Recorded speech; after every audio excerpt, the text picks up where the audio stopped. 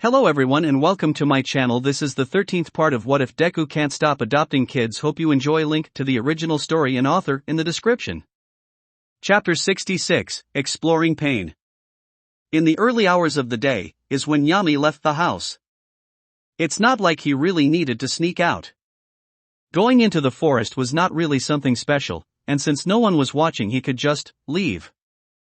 The only thing that would really stop any of the children from just leaving was the seers, which Yumi controlled, so not much of an issue. While Yumi was sure his father would be worried if he noticed he was gone, Yumi needed to see these things himself, by himself. If he had gone with a supervisor, they likely would have restricted what Yumi could see. And he didn't want that. And so Yumi went out into the city. After a bit of walking, Yumi reached the city streets and was immediately met with the feeling of negativity coming from the people around him.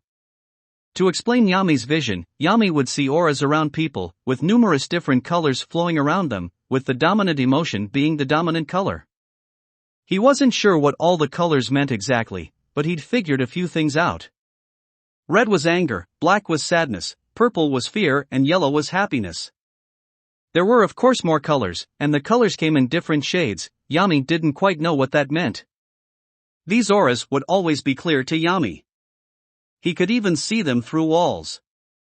The more intense a person's emotions, the higher the person's aura, some of them reaching above some of the buildings.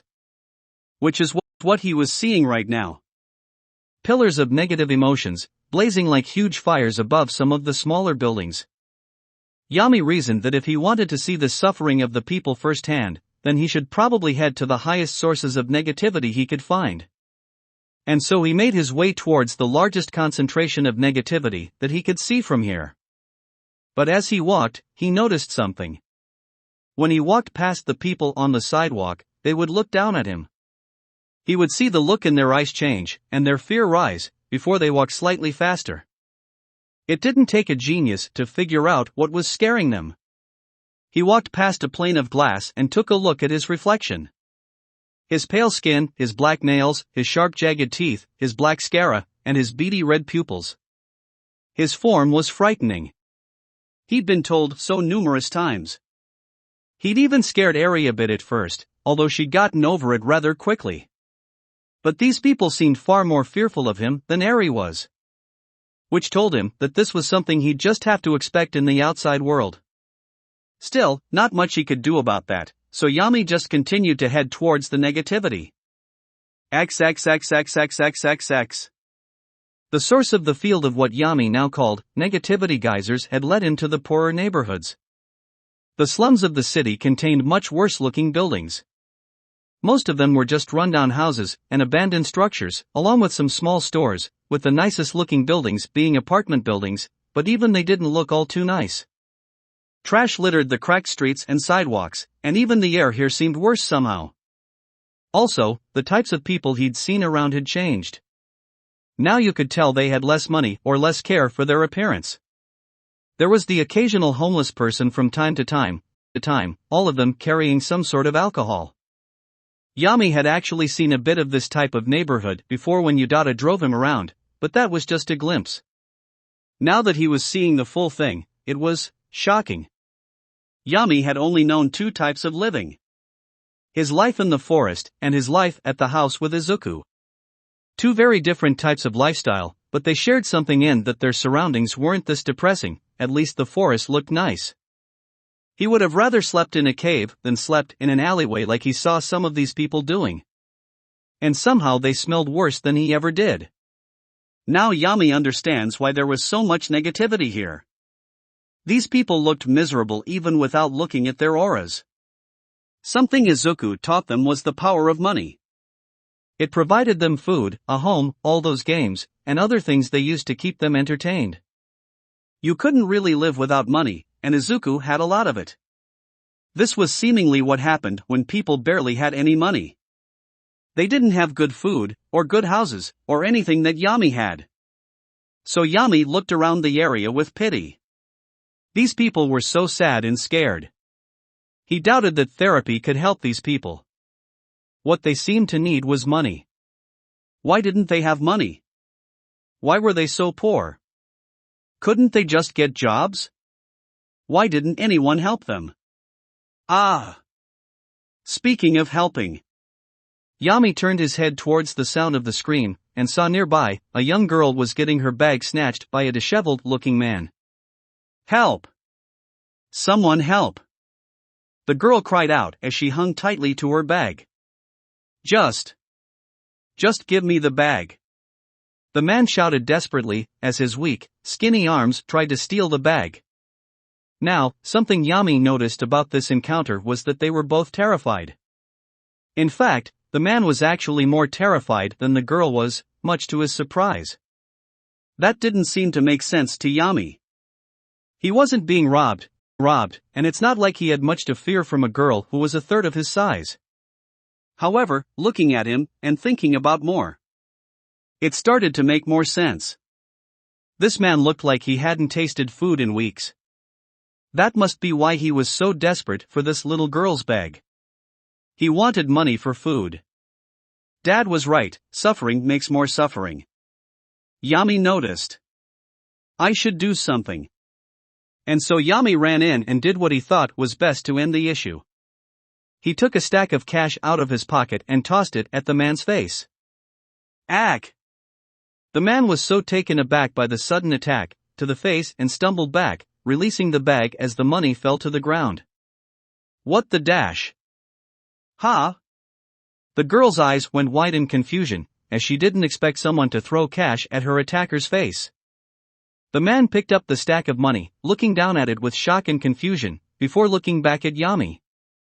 Did you just throw money at my face? Go! Leave! Buy food! Yami commanded aggressively. The man paused for one moment, before running away as fast as he could, holding the money to his chest. After Yami watched him walk off, he turned to the girl. It was clear that she didn't live around here. Her bright yellow blonde hair was very well kept, and styled. She wore a clean white dress with frills and decorations that implied it was rather expensive, her red shoes telling the same story, as well as her sun hat with the red ribbon in it. As for her aura, it was mostly white right now, which, guessing from her expression, indicated shock. When people are shocked, I should wait for them to calm down. Yami thought, trying to recall the advice Izuku had given him. And so he waited. And the two stood there in awkward silence for a couple of minutes, Yami just staring at her. Eventually, the girl got over her shock and was just confused, and somewhat frightened by Yami's eyes boring into her. Seeing the fear in her rise a bit, Yami assumed it was because of his appearance again, and so he decided to try to say something to ease her fears. I'm not going to hurt you, Yami said bluntly, his expression unchanging. Oh, thank you? The girl said awkwardly, her fear subsiding just a little bit but not much. I mean, thank you for saving me. But, was it really okay to throw money at that man? It's fine. Yami shrugged. Yami, despite not falling into the gotcha craze, did start getting an allowance. Seeing as his grim did so much around the house, Izuku decided that he was one of the kids who'd gained passive income. Yami didn't have anything to do with this money, so he just hoarded it. He figured he should take it with him, in case he wanted to buy food or something. And so throwing a little bit of that cash away really didn't bother him. Oh, well. Thank you again. You really saved me. The girl gave him a bow. My name is Nagai. It's a pleasure to meet you. Yumi Midoriya. He introduced himself. You don't live here. Yeah. I don't. Amai said awkwardly. I came here to give out my candies to the people here, so they wouldn't be so sad. Candy?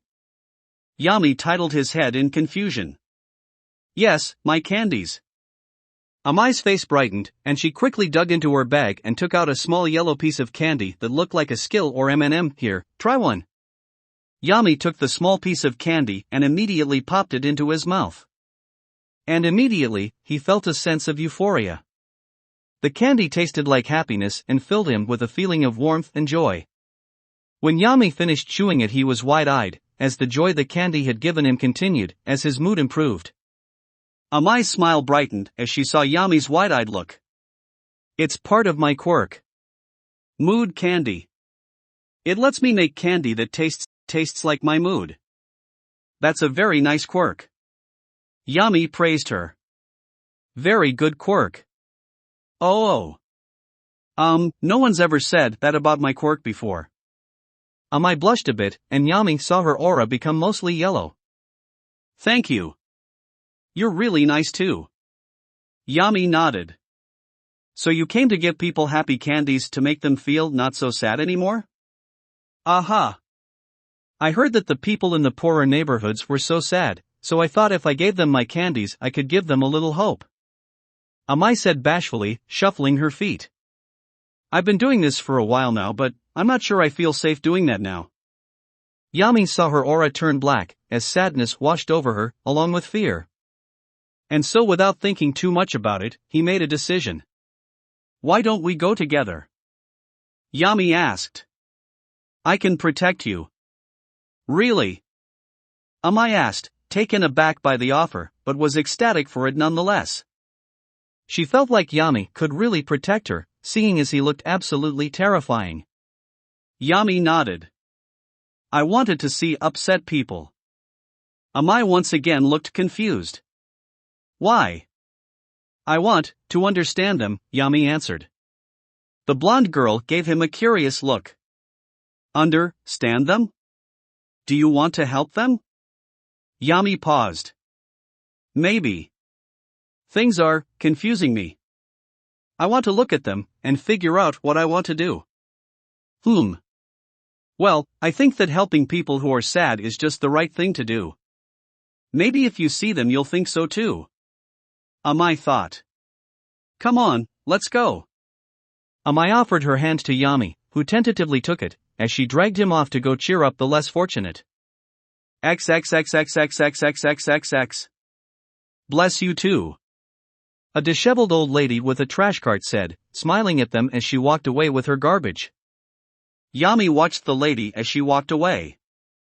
Before they'd gotten to her, her aura had been a soft black, but now it was a soft yellow. Not bursting with joy, but much happier than she'd been before they got to them. This had been the case for many of the people Yami and Amai had gone to. But something Yami noticed is that sometimes, Amai wouldn't even have to give them the candy for them to feel better.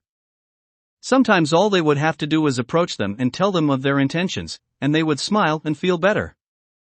Not all better, but noticeably better. It taught Yami that maybe sometimes just showing that you cared could brighten someone's mood. Of course, the candy would do wonders for their mood. And it was pleasing to see these people gain a little bit of happiness in their seemingly sad lives. After doing this for a couple of hours, it seemed Amai was finished here. That's all the people I can find around here, but I still have so much candy. Amai frowned as she looked into her bag. Yami looked up. The amount of negativity in the area had subsided quite a bit, but that was just in this part of the city. There were still other parts of the city, with negative geysers. We can go to other places where people are sad. That's a good idea, but how would we find them? Amai asked. I can see them, Yami explained. With my quirk. Your quirk lets you see people's emotions? Amai asked with a slightly amazed face. Yami nodded before pointing somewhere. There's more bad feelings over there. Lots of them. Well then let's go cheer them up. Amai said with a determined look in her eyes and a smile on her face. Show me the way please. Yami nodded and led the way to negative geysers. XXXXXXXXXX. As it turns out, the negative geysers had led to a battle. A battle between heroes and villains. The villain Rikiya Katsukame, a former member of the Yakuza, had broken out of prison and was on a horrible rampage, having stolen some trigger that further boosted his abilities, allowing him to steal vitality from people without even touching them. Meanwhile, the heroes that had arrived to stop him, Death Arms, Ryukyu, and Crust, were all struggling to even stay upright, as all the other lower rank heroes had fallen. The area around the fight was in ruins, buildings had been smashed apart and collapsed, stores were in complete shambles, and there was rubble everywhere, and Yumi could see that there were lots of people trapped under it, with their vitality drained and too exhausted to move a finger. There wasn't even a police perimeter, as any of the police that showed up had had their vitality drained, and they were left immobile on the ground. Oh my! Amai put her hands over her mouth, as she looked at this disaster in horror. Rah Death Arms threw a punch at Rukia and punched back, and when their fist clashed, Death Arms was thrown back on the ground, his arm nearly breaking from the blow. Ack! Rukia stood above Death Arms, raising both his fists, ready to end the pro-hero. But then Crust jumped in and raised and created a shield, blocking the attack, but Rukia just kept attacking. Crust grit his teeth as Rukia's fist pounded on his shield. Each attack made him want to collapse. As Rukia drained more and more of his stamina with each passing second, he could just barely keep up this defense. Ryukyu jumped on Rukia's back and bit into his shoulder, the dragon hero making sure to sink her teeth deep into the huge muscle-bound villains. Get off me, you crazy bitch! Rukia grabbed onto Ryukyu's head, draining her stamina even faster, as he forced the dragoness off of him, as she was too exhausted to resist, and he threw her to the side. This is terrible! Amai gasped, tears sparkling in her eyes as she bore witness to this disaster. Meanwhile, Yami just observed everything around him.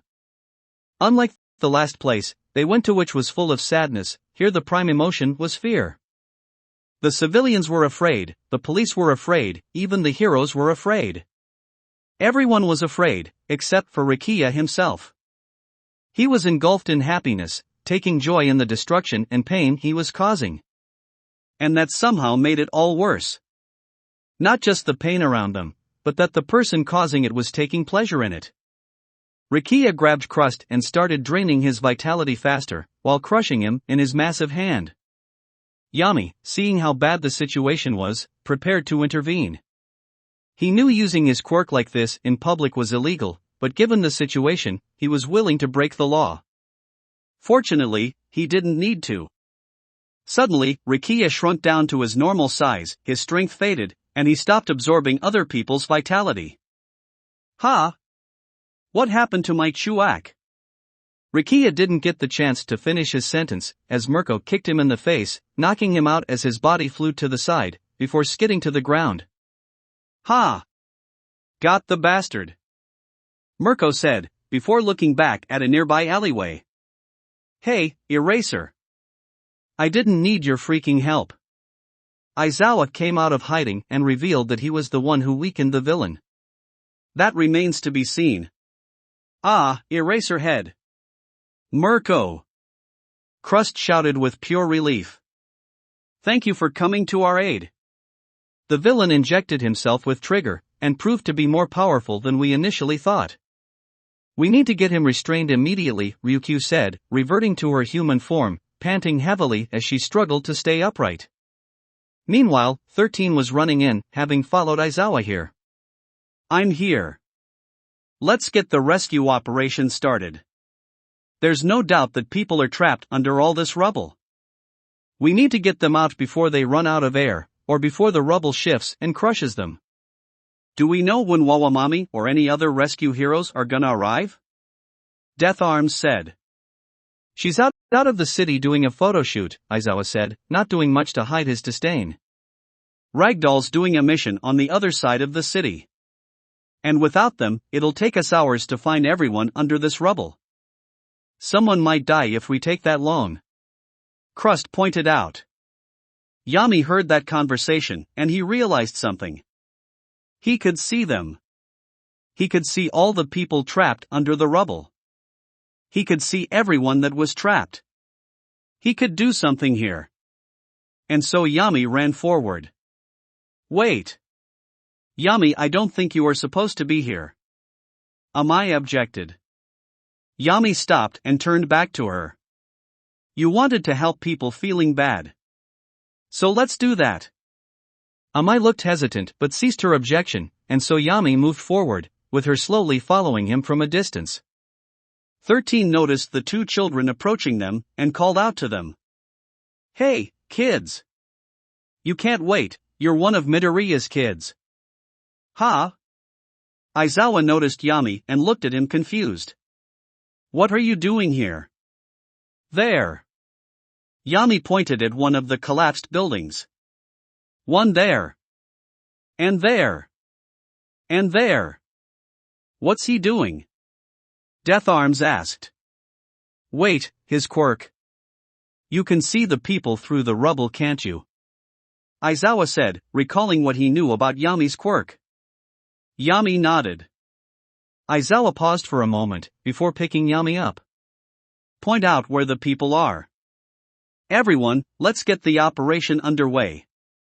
Wait, Eraserhead, you can't seriously think of using a kid to help us? Death Arms asked him. We're low on manpower, people's lives are in danger, and he can help without putting himself in danger, Aizawa said in a rushed tone. If he wants to help, I say let him. Listen to the Justice Hobo, Yami said. Aizawa's eyebrow twitched when a few other heroes tried to keep themselves from laughing after hearing that. Yeah, guys. The Justice Hobo's right. Let the kid help. Mirko snickered. We don't have much of a choice. 13 said. Kid, show us where they are. XXXXXXXXXXXX. Izuku felt like he was going to explode from sheer frustration. Ever since he'd read Yami's note about him leaving to see the city for the day, he'd nearly fainted. Unlike many of the other kids, Yami didn't have the inherent ability to defend himself, having to rely on his grim, and he obviously didn't take any of them with him, because he would have heard about it on the news by now. Yami could make a grim to defend himself if need be, but that would take a small amount of time, long enough that a villain could take advantage of it and hurt, kidnap, or kill him. So he immediately dispatched Shoji, Jiro, and Kota to find him.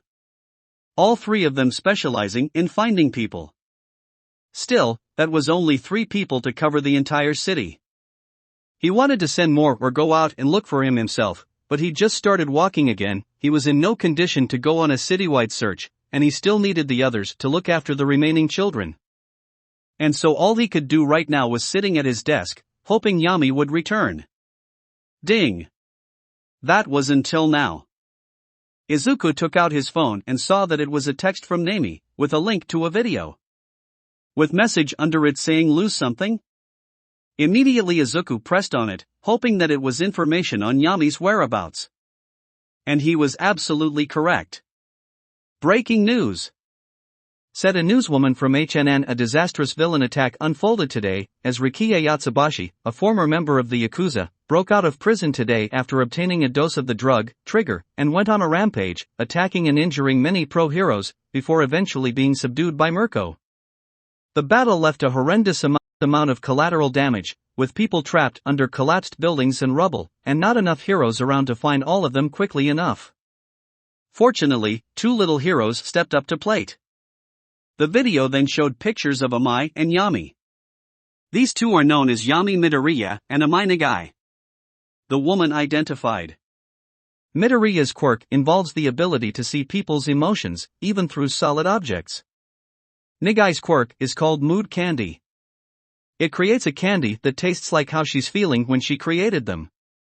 Midoriya was used to help search for people hidden under the rubble and debris, while Nagai gave all the people still conscious candy to help calm them down and brighten their moods after this horrific event. Izuku felt a surge of pride bubble up in him and a small smile came to his face. But he had to focus on the video, try and figure out where Yami was. These 2 assisted the heroes in their rescue, before leaving to go elsewhere. But this reporter would just like to say, well done, kids. Damn it! Izuku muttered. While the video didn't tell him where Yami was at the moment, it did tell him where he was. All he had to do was figure out where this was and when it happened, and he could get a good idea of the area they were in, and then tell the 3 he sent to find him. Izuku was going to find his son. And then, well, he'd figure it out, but for now, he needed to find him.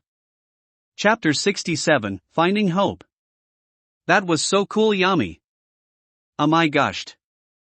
The 2 of them had gotten hungry, and decided to eat at the food court at the nearby mall, and have some chicken, with Yami obviously paying, although Amai did purchase a soda and a lot of candy. Yami nodded, staring at Amai's aura.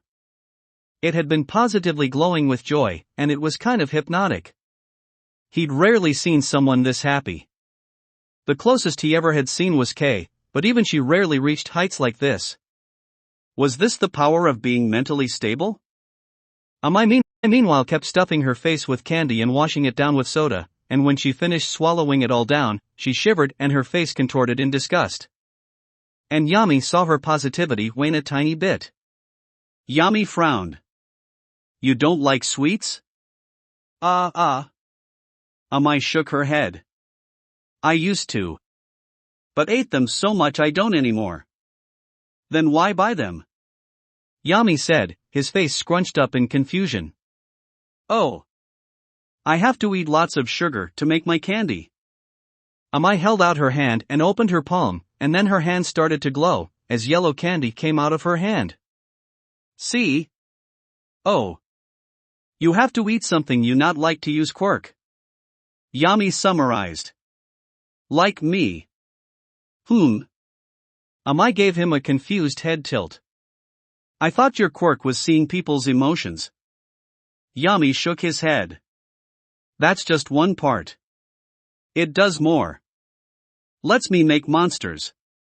Monsters? Amai repeated, still confused as to what exactly Yami was talking about. Yami figured it would be best to show her. So he held up his hands, and let the black liquid oozing out of his mouth and into his cupped hands. Ew! Amai recoiled back in disgust a bit, seeing this supremely gross act. The small amount of black ooze pooled in his hand, before changing shape and color, until it hardened into a tiny grim scorpion, known as the Deathstalker. Amai leaned back in, looking at the tiny thing in awe, slowly getting closer and closer to it. Sensing that she was interested in it, Yami put the Deathstalker down on the table and commanded it to crawl towards her. The blonde-poked creature, petting it gently with her finger. It's cute. Yami grunted, not really having an opinion on it. After playing with the Deathstalker for a bit, Amai recalled what Yami had said earlier. So to make these you have to eat something you don't like too? Yami nodded. So what is it? Vegetables? Seafood? Candy? Amai guessed. Suffering, Yami answered, much to Amai's confusion. When people feel bad emotions, I eat them. So I can make these. Bad emotions? Like sadness, and anger and jealousy, and hate? Amai inquired curiously. Yami nodded. So? Every time someone is feeling down, you get power from it. Amai summarized. Yami nodded once more, this time looking away from her, and down at the floor in shame. Logically, he knew it wasn't his fault that his quirk did that, but he couldn't help but feel bad about benefiting from the pain of others. I just made him feel gross inside. There was a short period of silence, and for that little bit, he was afraid that Amai would think less of him. But then she said this. You're really cool, Yami. Huh? Yami was not quite expecting that response. He looked up, and Amai was just smiling at him, with admiration in her eyes. Your quirk is, kind of, a little bit, evil to be honest. But even then you use it for good. Amai explained. You would get a lot stronger if you just let people suffer. But you didn't. You helped them instead, and made yourself weaker. All for them. I don't really think I can be a hero. My quirk is weak and I'm not really too brave. But I think people like heroes, who put others over themselves, I think those people are the coolest. And you're like them. I'm like, a hero? Yami suddenly recalled his conversation with Fu. A quirk is only evil if you use it to be evil. Your quirk doesn't make people suffer. It takes their suffering and uses it to make grim. If you use your grim to help people, then you're just taking something bad, and making something good out of it. He didn't fully understand what to do with at the time. At the time he just thought it meant he should keep trying his best to help Izuku, but perhaps, he could do more than that. Looking back at that situation, there was a lot he could have done if he was allowed. He could have taken down that villain, then made more grim to rescue everyone, and done all of that himself. What kind of good could he do, with an army of diverse creatures who could, in theory, be tailor-made for certain situations? But what about the mental pain?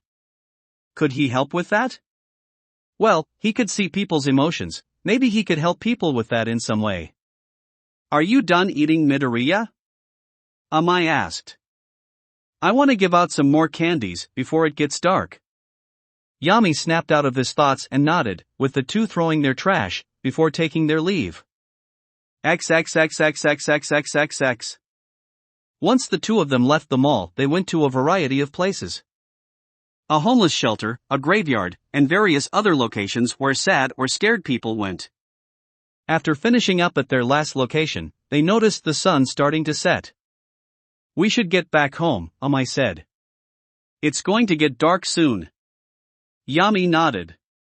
He figured that he should start going back home as well before Izuku got even more worried than he already was. But then he noticed something close by. A shroud of negativity. Nowhere near as intense as the geysers. But it was still pretty bad. One more. Over there. Yami said, pointing to a playground that was very close by.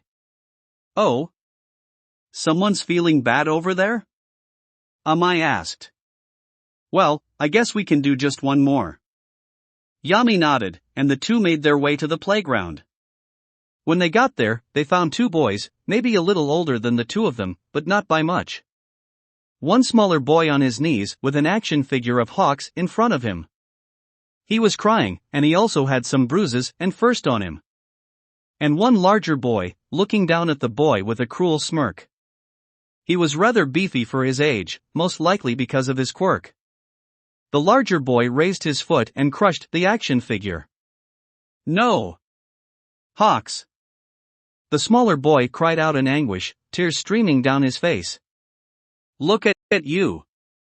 Crying over a bit of plastic. Pathetic! The larger boy laughed. Amai gasped at the bullying she saw in front of her, while Yami squinted, observing their emotions. The smaller boy was obviously filled with fear and sadness, as well as a bit of rage. But the larger one was filled with joy, taking delight in causing pain to the helpless child in front of him. Just like that villain from earlier. The larger boy started getting closer to the smaller one, looking like he was about to start getting violent, and that's when Yami decided to step in. Raga!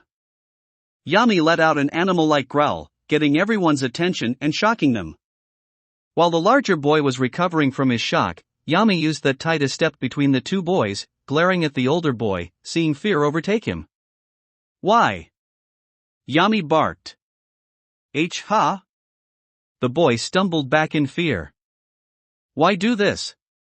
Yami asked aggressively. Why? Well, what the heck are you talking about? The boy asked, getting aggressive again, trying to stand his ground, but it was obvious he was still terrified. Hey, get out of here! Amai decided now was the time to step in, getting behind Yami and glaring at the larger boy. It's almost nighttime. Don't you have to go home? The boy's eyes widened, and he stayed silent for a minute, before scowling at them. Fine. Have fun, losers. And with that the boy turned around, hesitating for a moment, before walking off, slowly. With the boy leaving, Amai turned her attention to the smaller boy. Are you alright? The boy was about to speak when Yami turned around, and the boy saw his face. Ah! Suddenly the smaller boy ran away in terror, fleeing before either of them could even say anything. He left before I could give him a candy. Amai pouted with disappointment. Yami on the other hand looked back towards the larger boy, who would soon be out of sight. Following, Yami said as he started walking towards the bully. Ha! Following who? Amai said, walking along with Yami. That bully? Why? He's scared. Very scared. Yami answered, with a bit of worry painting his normally stoic expression. Well, you are, bit scary to look at, Amai admitted, feeling terrible about having said that despite it being true. No. Not scared of me. Yami explained. When told to go home, he got more scared. A lot more scared. He's scared of home. Amai looked at the bully, with both confusion and concern. Why is he scared of going home? Yumi didn't answer. XXXXXXXXX. It didn't take them long to reach the bully's home. It was a small house, with not much of note about it. Completely unassuming. Yumi and Amai were hiding in a nearby bush, watching the bully enter the house, seemingly as slowly as possible. What are you seeing? Amai asked. Yumi took a hard look at the house, seeing the people's auras from inside their home. 3 people. 2 adults. 1 woman. 1 man. And the boy. Woman and boy are scared. Very scared. And the man is angry. He sees the boy, he's even angrier, and the boy is more scared. He's getting close to the boy. Suddenly, the 2 felt a hand on their shoulders. EAP. Amai jumped. Rah! Yumi's first instinct was to bite whoever this was, and luckily the person withdrew their hand fast enough so they didn't get bit.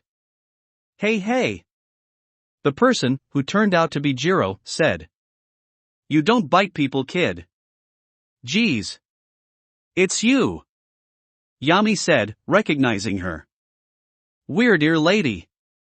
Weird ear lady. Jiro said, taking offense to that. It's Jiro.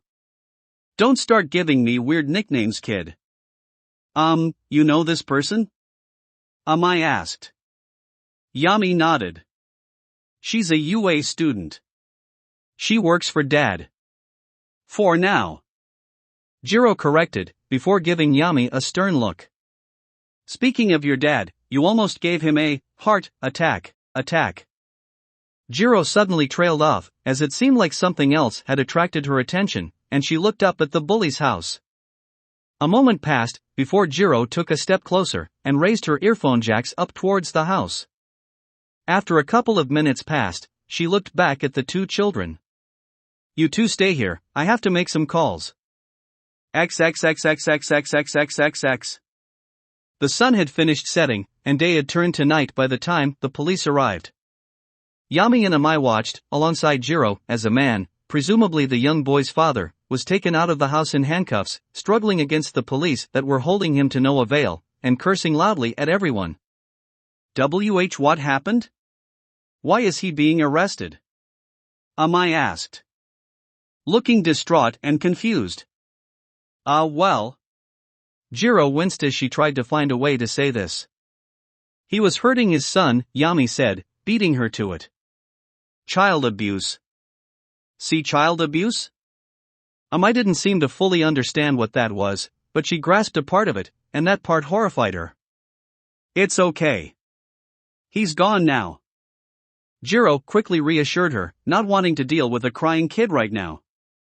He's can't hurt anyone anymore. Amai didn't say a word, just looking at the boy and his mother at the doorway, as they watched their abuser get taken away. XXXXXXXXXX. After the incident with the police was done, it was finally time for the kids to start getting home. Starting with Amai. After a bit of a walk, they reached the blonde girl's house. It was pretty sizable. Not too big, but decently large. The home of a well-off family. Once they reached the front yard, that's when they decided to say their goodbyes. Amai gave Yumi and Jiro a polite bow. Thank you for everything, Midoriya. Today was good? Well, we helped a lot of people, so it has to be good. Right? HNN. Yumi nodded. Good. Yeah. It was good. Amai said more confidently. Oh. I want to give you this. Amai then took a small card out of her bag and presented it to Yumi, who took it and gave it a glance. The card was handwritten in colored pencil. With the words, "Let's be friends," with smiley faces on the sides. And below that was a phone number, presumable hers. Cute. Jiro thought, giving a small smirk. That's my phone number, so you can call it if you want to see me, or talk to me again. I said, looking at Yami with hopeful eyes. Thank you. Yami put the card in his pocket. Friend. A radiant smile broke out on Amai's face, as joy and excitement filled her at that response, and she skipped back over to her front door. Jiro and Yami turned away and started their trip back to the house. Well, looks like you've had a busy day. Hope it was worth it. Jiro said. Yami still had some things he needed to figure out, but he was absolutely sure that his trip had been worth it. XXXXXXXX. Do you have any idea how worried I was? Izuku said, not quite shouting but speaking very loudly. After getting back home, Yami was immediately met by Izuku at the gates, who rushed him into his office so they could speak. You really should have told us about this, honey. It's not good for your father's health for him to wake up with a child missing. Inko was also there, wanting to make sure things went smoothly. Sorry. Yami actually did feel a bit guilty here, not realizing that this might have negatively affected Izuku's health. I mean, why would you even do that? Izuku asked, leaning on his desk to help keep him upright. I needed to understand people, Yami answered. Can't do that here. This place is different. Izuku's expression softened as he took in what his son said. It's not like he didn't realize what brought this on. He remembered yesterday's conversation very well. Yami had seen a glimpse of a cruel world and needed to see more. And from what he'd heard on the news and from Jiro's report, he'd seen it. Izuku sighed. Look, I get it. You can't really see the world from here. But next time, just ask, and go with a guide. It's safer that way. Yami nodded. Dad. That boy, who was being abused. He was bullying another boy, and he was enjoying it. Why? He should know it was bad because it happened to him. But he did it. Why?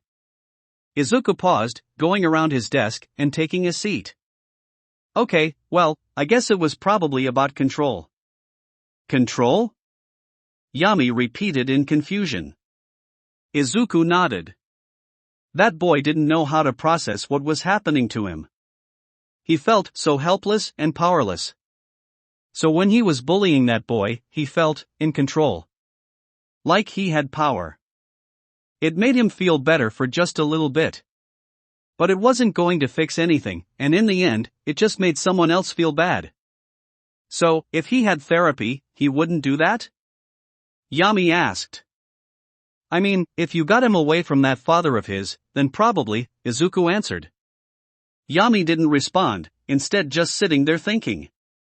After realizing that Yami wasn't going to continue, Izuku spoke. Well, you did do a lot of good out there. And I am at fault for not establishing rules about going into the city. So I'm not going to be too harsh on you. No desert tomorrow, and you're not allowed to go back into the city for 3 days. Yami had a slight pout, not happy about missing desert, but nodded, accepting his punishment without argument. Now with that decided, Izuku looked down at his son. What did you learn out there? I learned what I want to do. Yami looked Izuku in the eyes. I want to help people who are suffering. I want to be a hero and a therapist. To make people happy. Izuku smiled at that response. Well then, as your father, I will do everything in my power to support you. I know, Yami said. Thank you, I love you, Dad. HNGH. Izuku felt his heart clench, and his face scrunched up, becoming not so appealing to look at. Dad. Yami became concerned that something was wrong, but was confused by the extremely happy aura around Izuku. Don't be scared, dear, that's just something that happens to your father when he gets really happy, Inko reassured him, taking Yami by the shoulder and guiding him out of the room. Now let's give your father some time to relax, all this excitement today is not good for his health. Okay. Good night, Dad. Yami said. Gee, good night, son. Izuku smiled, recovering from the rush of joy he just felt a moment ago. And with that, Yami and Inko exited the room. Grandma? Yami said, looking up at Inko as they walked. Want to go one more place before bed? XXXXXXXXX. Eri was just getting ready for bed. She'd already gotten in her pajamas and was just about to climb into her bed, when suddenly she was interrupted. Knock, knock, knock. Huh? Eri looked at the door confused. Who would be knocking on her door at this hour?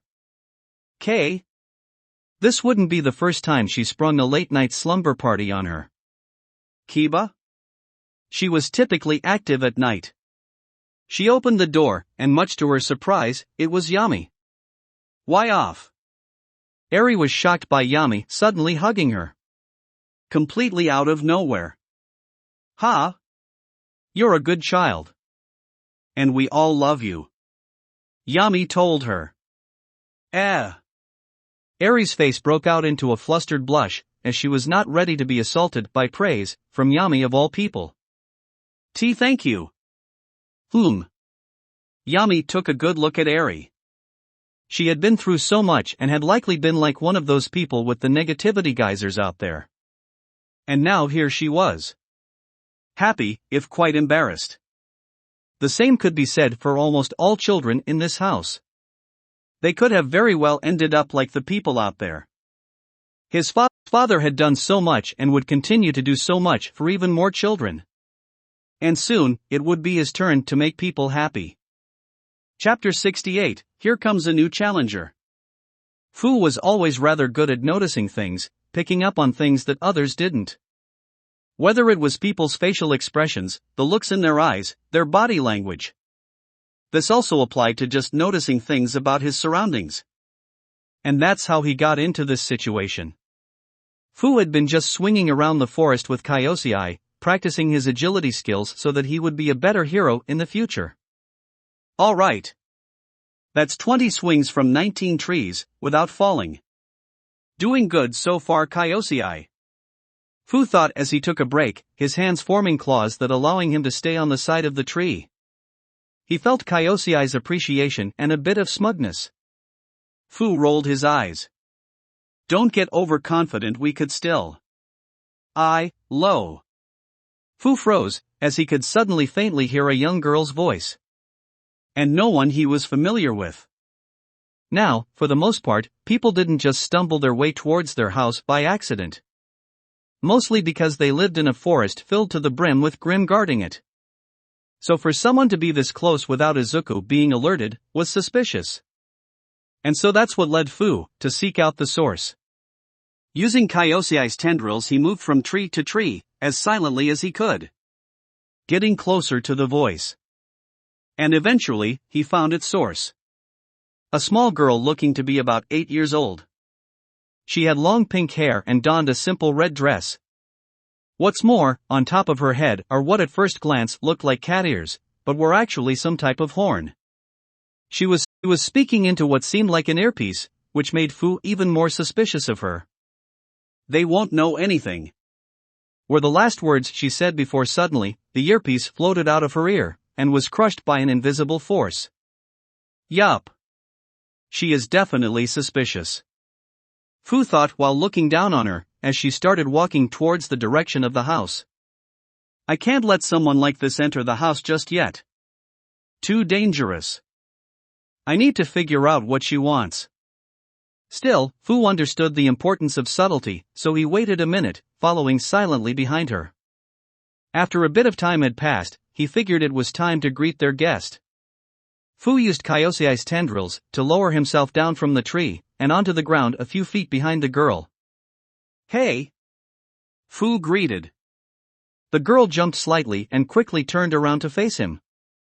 Hello. Please don't sneak up on me like that. You'll scare me to death. She put her hand on her chest, and she looked like she had almost been shot or something. And her voice was so timid and frail. In other words, she was overacting. Back when Kiba and him were on the streets, acting overly frail or weak was a good way to gain sympathy, or misdirect and trick someone. Especially compared to how she sounded earlier when she spoke in that earpiece.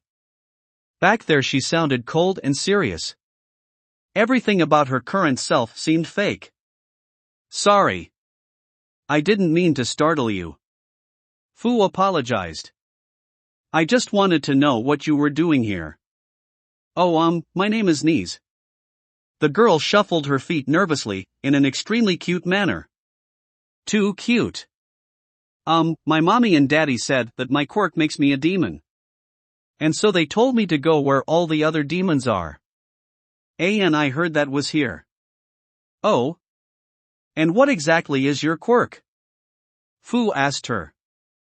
My quirk? Knees stuttered. It makes me explode if I get too nervous, or scared. I am sorry if I'm rude, but this place is scary. See, can we go to the house? Please. Interesting. Then how did you do that thing with the earpiece earlier?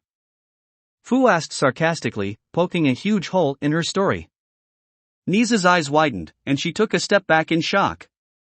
Also, if your parents abandoned you, who were you talking to in your earpiece? Fu asked, continuing to poke holes in her story. A second later, Knees, if that was her real name, gave him a fierce scowl. Showing her true self. With an expression that did not belong on a child, full of murderous intent. Slice. And then Fu's head flew off. Out of nowhere, suddenly Fu's neck was sliced through, and his head flew up into the air, his neck and now dismembered head spilling blood all over the ground. TCH. Damn it, now I have to hide this.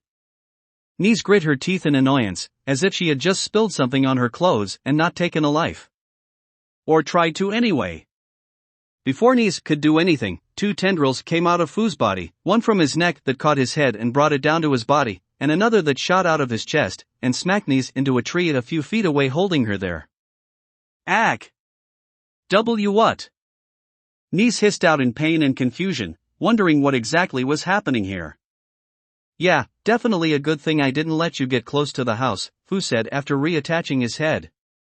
Grrrrrrrr.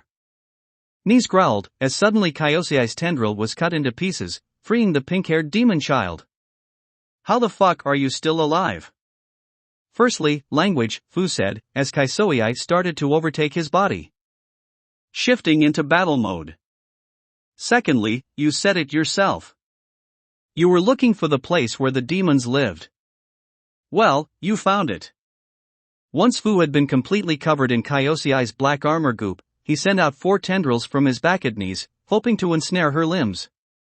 However, those tendrils didn't make it more than a few feet towards Knees, before they were suddenly cut to ribbons by an invisible force.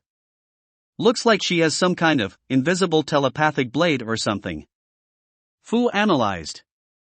Suddenly, Knees was catapulted at him by the same invisible force, and when she was only a few feet away, she suddenly stopped mid-air, just floating there, or rather it looked like she was been held up by something. And then Fu felt something like a weird invisible hand go through his chest and pull out his heart.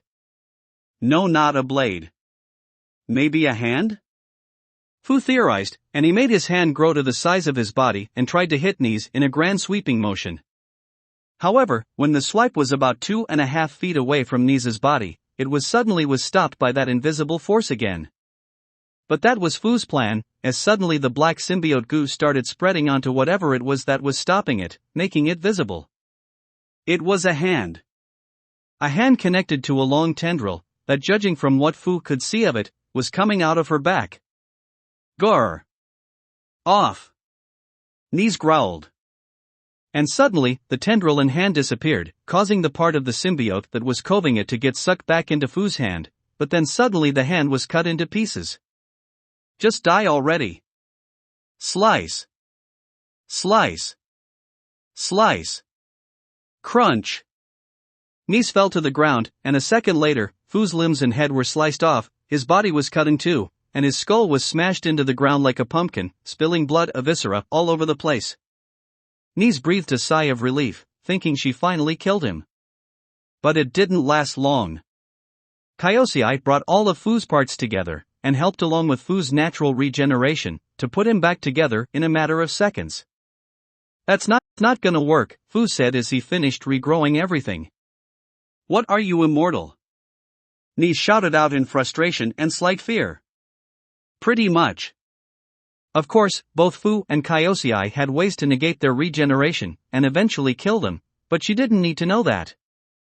A very interesting quirk you have there. Let's see. From what I could figure out, it lets you create invisible hands that come out of your back, which can cut and crush opponents from a medium distance. But when I tried wrapping it up, it vanished. Can it turn intangible, or can it only exist for a short period of time? Knees did not seem amused. Grrrrrr. Die. Suddenly Fu was picked up by the invisible arms and then slammed into the ground, where he was then clobbered by a barrage of extremely quick punches that turned his body to a bloody paste. This still failed to kill him, however, and Kyosei wrapped around the arms that were punching him, halting them for a bit, and allowing Fu to finally see them all. 4. There were a total of 4. Okay, good to know. Fu thought. The arms vanished from Kyosei's grasp, before quickly going back to pummeling Fu's regenerating body. So she can make them vanish on command. Alright. Fu was gathering more and more info. All while planning a counterattack. Because while she was beating him into the dirt, Fu sent a special surprise under him. Suddenly, a big black tendril came out of the ground, having tunneled up behind Knees. Before the girl could react, the tendril smacked her into a tree, hard. Gah! Knees felt the wind get knocked out of her as her back hit the tree so hard, it made a crack in the wood. Quickly Fu recalled the tendril back into himself, as he started to regenerate his body back to pristine condition. It's a really good thing I can't feel pain. Fu thought as he jumped back, using his tendrils to make some lines in the dirt as he leapt away. Go! Once again Knees growled and moved forward to attack Fu, who was now much farther. Once she reached the first line Fu drew, Fu sent out 5 tendrils towards her. She cut them up once they got closer to her. But little did she know, this was part of Fu's plan. Each one of those lines represented a foot of length, meaning he got to roughly measure how long her invisible hand tendril things were. Roughly 6 feet was her effective range, it seemed. Fu sent a few more tendrils at her to confirm, and that seemed to be accurate. So she had 4 arms, with a range of 6 feet. She could make them intangible, they were very strong, and they moved very, very fast. He couldn't afford to throw himself recklessly at her, otherwise, he'd use up all his meat reserves, and die. Fu had to fight smarter, not harder. But while Fu couldn't throw himself at her, Kyosei could. So long as there was no fire or sonic attacks, nothing could really hurt him. And she only had 4 of her arm things, and could only reach 6 feet. Kyosei could do much, much more. Fu mustered up as many tendrils as he could, around 20 in total, and launched them at Knees from as many angles as he could, as quickly as he could. Knees grits her teeth and braced herself. The tendrils came at her quickly and furiously, and Knees did the best she could to cut them to ribbons, but each time she cut one another one would come, she would cut that one, and the one she just cut would grow back and come back at her. They kept getting closer and closer to her, inching forward towards her, as she struggled to keep cutting them up. If this kept up, they would reach her eventually. She had move. Knees used her invisible arms to launch herself up into the trees, having one of her arms grab and dig into the tree trunk, making it seem like she was floating in the air. Fu sent the tendrils after her, and Knees had to jump from tree to tree, quickly getting away from the tendrils, and launching herself towards Fu. Fu sent out a tendril behind him, to grapple himself away from her range, but she was quick, and as he was getting away, she got close enough and sliced him in two. She's fast. Fu thought as the tendril dragged his now legless body away from her. He doesn't even need to reattach his parts to heal. Knees growled as she watched Fu quickly start to grow back his legs. Knees then started to chase after him, with Fu swinging away as the two swung through the trees of the dense forest. She's faster than me, need to slow her down. Fu thought. Fu sent out tendrils all around him, grabbing branches off trees and throwing them at Knees. Nice tossed them aside with ease, but this did slow her down just a little bit. Fu then started to make some hard turns, making it even harder for her to follow him. And eventually, Nice lost sight of him. The pink-haired girl looked around frantically, trying to figure out where he had gone. No. No. No. No. No. Damn him, why won't he just die? She looked down at the ground beneath her, as emotions began to boil up. Shame, anger, fear. No. I won't fail. Not again. I can't fail again. And when then, as she looked down, she noticed something. A shadow looming over her, getting bigger and bigger. Her eyes widened, and she looked up, to see Fu lunging at her from the sky. He was less than 3 feet away from her, she couldn't move away. Not in time to avoid an attack from the monster bearing down at her. She had to use one of her invisible arms to keep her up, and from this distance, she wasn't sure if she could cut him up fast enough with just 3. So she made a decision. Nice shot herself downwards towards the floor, getting some distance on Fu, and allowing her to use all her arms to slice Fu to pieces. Slice, slice, slice, slice, slice, slice, crack. Fu's body was cut into many, many pieces, and both of them fell on the floor, Nice hitting her back on the hard dirt ground. Aha! The young girl screamed out in pain, as blood started coming out of her mouth, the impact doing serious damage to her small body. Fu's chunks and Kaiosei's goo fell around her, as she used her quirk to make sure nothing fell on her, except for the blood that came raining down. Nice lied on the floor for a minute, trying to recover from her injuries, and desperately hoping that Fu was actually dead. Unfortunately for her, it was not to be, as Kaiosei's black goop started moving, gathering all of Fu's pieces in a ball of ooze. Inside the ball, Fu quickly regenerated, and the ball morphed back into Fu's form, as in about a minute Fu was back, good as new, at least on the outside. Internally, Fu had used up a little more than half his meat reserves, which was not good, to say the least. But she didn't know that. All that she saw was that she cut him into chunks, and he was still alive, and perfectly fine. While she was on the ground, very injured and running out of energy. To her, she was losing this fight and then some. But Fu knew this fight was far more even. If he wasn't able to regenerate, then he would die pretty quickly. Not to mention he would go into his rampage mode, meaning he wouldn't even be able to retreat. He'd turn into a mindless animal that would soon be slaughtered. But she didn't know that. And he could see the fear in angry red eyes. Maybe, just maybe, he could end the fight right here, and if not, at least he could find out a bit more from her. Fu took a few steps back, as Nice lifted herself up with her quirk, and allowed Kaiosei to retreat back into his body, revealing his normal form once more. Is this really worth it? Throwing yourself at an opponent you can't beat, for what? Why did you even come here? Fu asked her. It's none of your business. Nice spat at him, setting herself down on the ground. I'll kill you. Every quirk has a weakness. I'll find yours and I'll kill you. I can't fail. I won't. If that's true, then what about your weakness? Wouldn't overusing those arm things of yours do something bad to you? Fu asked her. Grrrrrr. They're called vectors. Nice said through clenched teeth. Judging from her reaction, overuse is a serious problem for her. Fu thought. Well, you're right about one thing. I have a weakness. But it's not something you can use. No matter how many times you use those vectors of yours, I'll just heal back up. You can't win this fight. So what are you even trying for? Why put yourself through all this? I can't fail. The girl repeated, looking at the ground with teeth gritted so tightly it's a wonder if they didn't break, and her fist clenched so hard that her nails started to dig through her skin.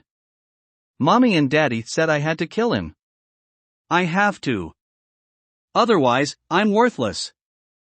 And they'll put me in the training room again. I'm not going back. I can't go back. I won't. You don't have to, Fu told her. Huh? What? Nice looked up at him, confused and angry, wondering what the hell he could be blathering on about. You don't have to go back to them, Fu said. It seems like you're one of us. The ones who go unlucky at birth. Most of our parents didn't love us either. My parents love me. The girl shouted back furiously. As long as I do what I'm told, and kill who they tell me to, they'll love me. Parents whose love you have to earn aren't real parents. Fu countered. My father loves me, and every single one of my siblings, just for being us. Even when we mess up, and make him mad, or upset by doing something bad, he doesn't stop loving us, or whatever it is that your parents do to you, that's making react like that. And he'd never make us do something like taking lives. Shut up. Nice whispered, lowering her head, hiding her face from sight. Do you really want to live like that? Fu asked her, raising his voice. A slave to your parents. Working for love that they'll stop giving you if you mess up once? Is that really what you want to do with the rest of your life? Shut up. Nice shouted out in pure rage, and Fu expected her to charge at him again, and quickly made Kyosei go back over his body. But instead, her horns grew, tripling in length. Fu's eyes widened, as he had a bad feeling about what was about to happen next. Splat! And he was proven right a second later, as, despite being far out of her range, Fu felt her vectors fly into his body, and tear him in two. And then in 4, and then in 8, and more, until he was just a red mush and meat chunks on the ground. But Nice didn't stop. In a rage, she used her vectors to smash Fu's remains into the dirt, making a crater that got larger and larger with each strike. Smash! Smash! Smash! Smash! The more she smashed up Fu's body, the more her own began to wear down, as her quirk started taking its toll on her. Blood started pouring from her mouth and her eyes, and cuts started appearing all over her body. She could feel her bones start to shake, and her head hurt so much she felt like she was dying. It was only when the pain became unbearable did she stop.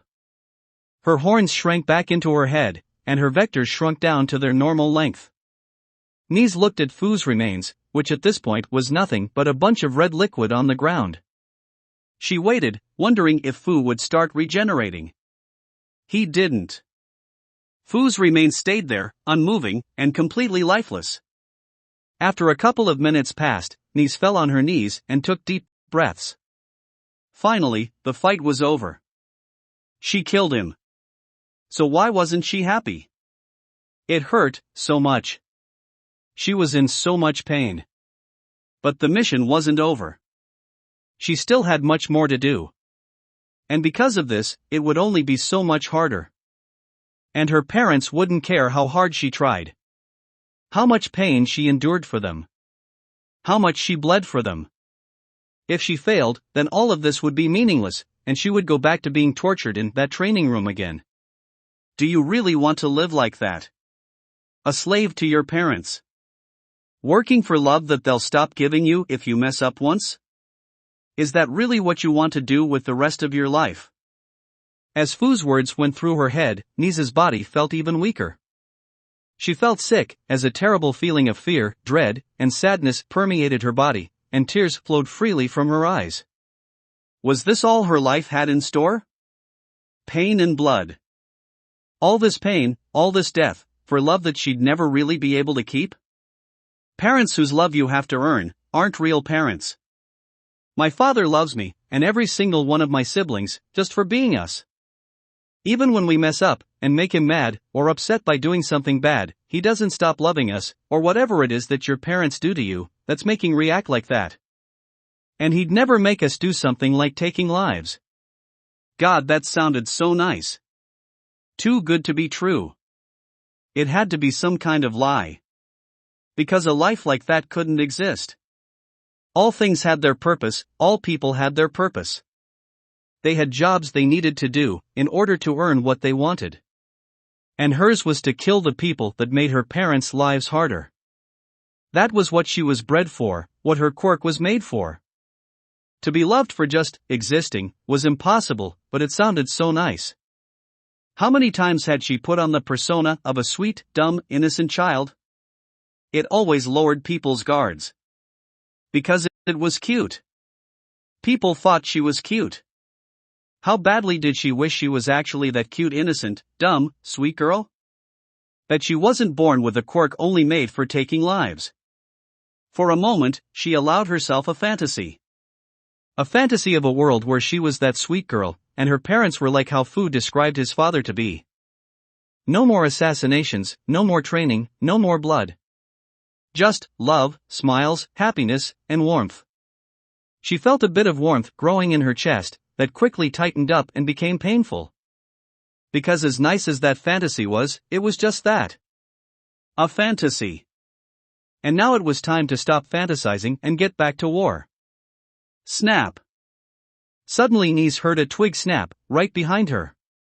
She quickly turned her head and saw Fu about a foot away from her, his hand formed into a blade, ready to strike. In that instant, they both reacted. Nise's vectors shoved Fu away as hard as she could, but not before he could get in a single strike. Chop. Smash. Fu hit, hard enough to crack it almost all the way through, despite it being a rather large and thick tree. And Nise saw her right horn fall to the ground, as it had been chopped off her head. No! Nise picked up her fallen horn, looking at it with eyes full of shock and horror. After seeing how your horns grew when you powered up, I figured they were more important than I thought. Fu said, making note of the thick tree behind him, before turning back to his opponent. And judging by your reaction, I'm guessing I was right. Nise spent a few more seconds mourning the loss of her horn, before her face contorted into an enraged snarl, and she stood back up and turned to look at Fu. How are you still alive? I turned your whole body into juice. Not my whole body. Just most of it. Fu corrected. You see, the moment I realized you powered up and felt your vector start to tear my body apart, I used Kyosei to cut my head off and then had him roll it away where I could regenerate. And you were distracted by your own rage, that you didn't notice a thing. Damn you! Damn you! Nise shouted out in fury. I gave you a chance. Now we do this the hard way. Fu then spun around, using his blade hand to cut the already mostly cut tree that he had been hit into, before dashing off to the right. Nise was about to do something to attack him when she heard the sound of the tree falling. And it was about to fall, on top of her. The pinkette grit her teeth, and readied her vectors. Her right horn had been cut off, meaning she only had the two vectors remaining on the left side of her body. When the tree came down on her, she sliced it to pieces. And while that saved her from most of the danger, with only two vectors she could only protect herself so much. So when the smaller chunks she cut up started to rain down, she couldn't stop them all, and one of them hit her right in the face. Ah! Nise cried as pain washed over her, and she shut her eyes. Fu took advantage of this, and sent out a powerful tendril at top speed, right at Nise. The girl could do nothing, as the tendril slammed into her, and then slammed her into a tree. Crack! Her head hit the tree hard, causing her skull to crack, and blood to come out. Nise immediately lost consciousness, as her body went limp on Fu's tendril. Fu, feeling her go limp, concluded that she was no longer able to fight. Still, just to be safe, a smaller tendril split off from the larger one and went up to Nise's other horn. Snap! With both horns broken, Fu felt it was safe to say he won. XXXXXXXXXXX. So, what the heck happened, Nami? Izuku asked over the phone. Izuku was currently sitting in his office, and he was not happy. Achiko, Fu, and Inko were also present, and none of them looked partially happy either. It had been a few hours since Fu's fight with Nise, and it had been hectic. The girl had been taken away, placed in restraints, and sent to the hospital, to be treated for all the injuries she sustained from the battle. Now Izuku and company were left with the aftermath. Honestly, I have no idea, Nami told him. No does. We've been looking into it the moment you reported it, but we have no clue why what happened. Someone sent a child assassin here, probably to kill someone, probably me, and ended up fighting one of my children to the death. Almost killing Fu and themselves in the process. And you have no idea who sent them or why. Izuku shouted into the phone. Hey, man, don't take it out on me. It's not my fault. Nami told him. And it's not like we can't find it because we've been slacking off. DOC isn't even handling the investigation. There is no record of this girl anywhere. And we already put her through a blood test, but we can't find any damn results. Whoever sent this kid must be serious business, which actually if you think about this makes it even more fucked up, because you have all those resources to do crap like this, and you still send a child to kill someone. Really screwed up, man. Nami. Not helping. Izuku screamed. Right, sorry, Nami said. Of curiosity, are you more upset about the child assassin thing, the almost killing your son thing, or the possible attempt on your life thing? Yes. Izuku was now so angry that you could see the veins popped out of his head. Got it. Fair enough. Nami said. Anyway, we'll keep you posted about the situation, and on the topic of security, well, you're hiring help anyway, so you should probably hire some security as well. Anyway, see ya. And then she hung up. Izuku grit his teeth and slammed his phone into the desk. He took a few deep breaths to try and expel the anger, so he could have a clear mind again. But it was difficult with how pissed off he was at the moment. Someone sent a child. A child. No older than any of his own, to come here and kill him. And in the process, his own son was nearly killed. Everything about this situation made his blood boil. Both Inko and Achiko put their hands on his back, trying to soothe him, and helping a little bit. Izuku quickly went into his drawer, opened it up, and pulled out a beige candy bar. This was a gift from Amai. After hearing from Yami about how stressed Izuku could get, she made him this calm candy to help soothe his nerves. Izuku took a big chomp out of the bar and instantly felt a lot of the anger melt away, as the calming effect of the candy took hold. After taking a few more bites of it, his anger was subdued. Not dissipated, but subdued for now. Izuku looked up at Fu, who was staring at him from the other side of the desk, waiting to be addressed. Fu, when you were being attacked, why didn't you call for help? Izuku asked him sternly, but calmly. The side effect of the mood candies is that if you ate too much in one sitting, you'd be stuck in that mood for a while. So most of Izuku's emotions right now were being subdued by the candy. I didn't want anyone else to get hurt, Fu explained. That girl was too dangerous. If the 1S students or almost anyone else came, they would have died. So I lured her away from the house, and away from the seers. But Fu, we have Grim. We could have just surrounded her with those until we could capture her. Izuku pointed out. You didn't need to risk yourself like that. Honestly, Dad, I was just caught up in the fight, Fu explained. I was so focused on beating her and keeping her away from everyone else, that I didn't even think about the Grim. You got caught up in the fight. Izuku took a moment to ponder that. That seems unlike you. It is. Normally that wouldn't happen. But she was too strong. I needed to pay full attention to her. Otherwise, I would have died. Fu explained. But there was also something else. I wanted to find out more about her, because some things didn't make sense about her. She didn't know about my regeneration's limits, so to her, I must have seemed unkillable. She was smart, and trained too, so she should have known when to give up and retreated at some point, but she never did. She was desperate and afraid of something. And I wanted to find out what it was. I see, so on top of saving us, you wanted to save her as well. Izuku surmised. There was a bit of a pause before he got up and went around his desk, before kneeling down and bringing his sons into a bear hug. I'm so proud of both of you, Izuku told them. You and Kyosei. Kyosei is out of Fu, and wrapped around Izuku, wanting to get in on the affection. You both protected your family, against a very dangerous foe. Thank you both, Izuku said. That being said, you put both yourself and Kyosei in danger. Remember, Kyosei is your baby brother and depends on you to live properly. When you risk your life, you risk his as well. Fu's eyes widened a bit. That was a fantastic point that Fu hadn't thought about at all. Being bonded to Fu was rather hard to describe. He was aware that Kyosei was a separate being, but at the same time, he wasn't. Fu most of the time tended to think of Kyosei like his own sentient quirk, rather than a separate person, or the baby that he actually was. It was part of the bonding process. It was natural to think of them as one being. But they weren't.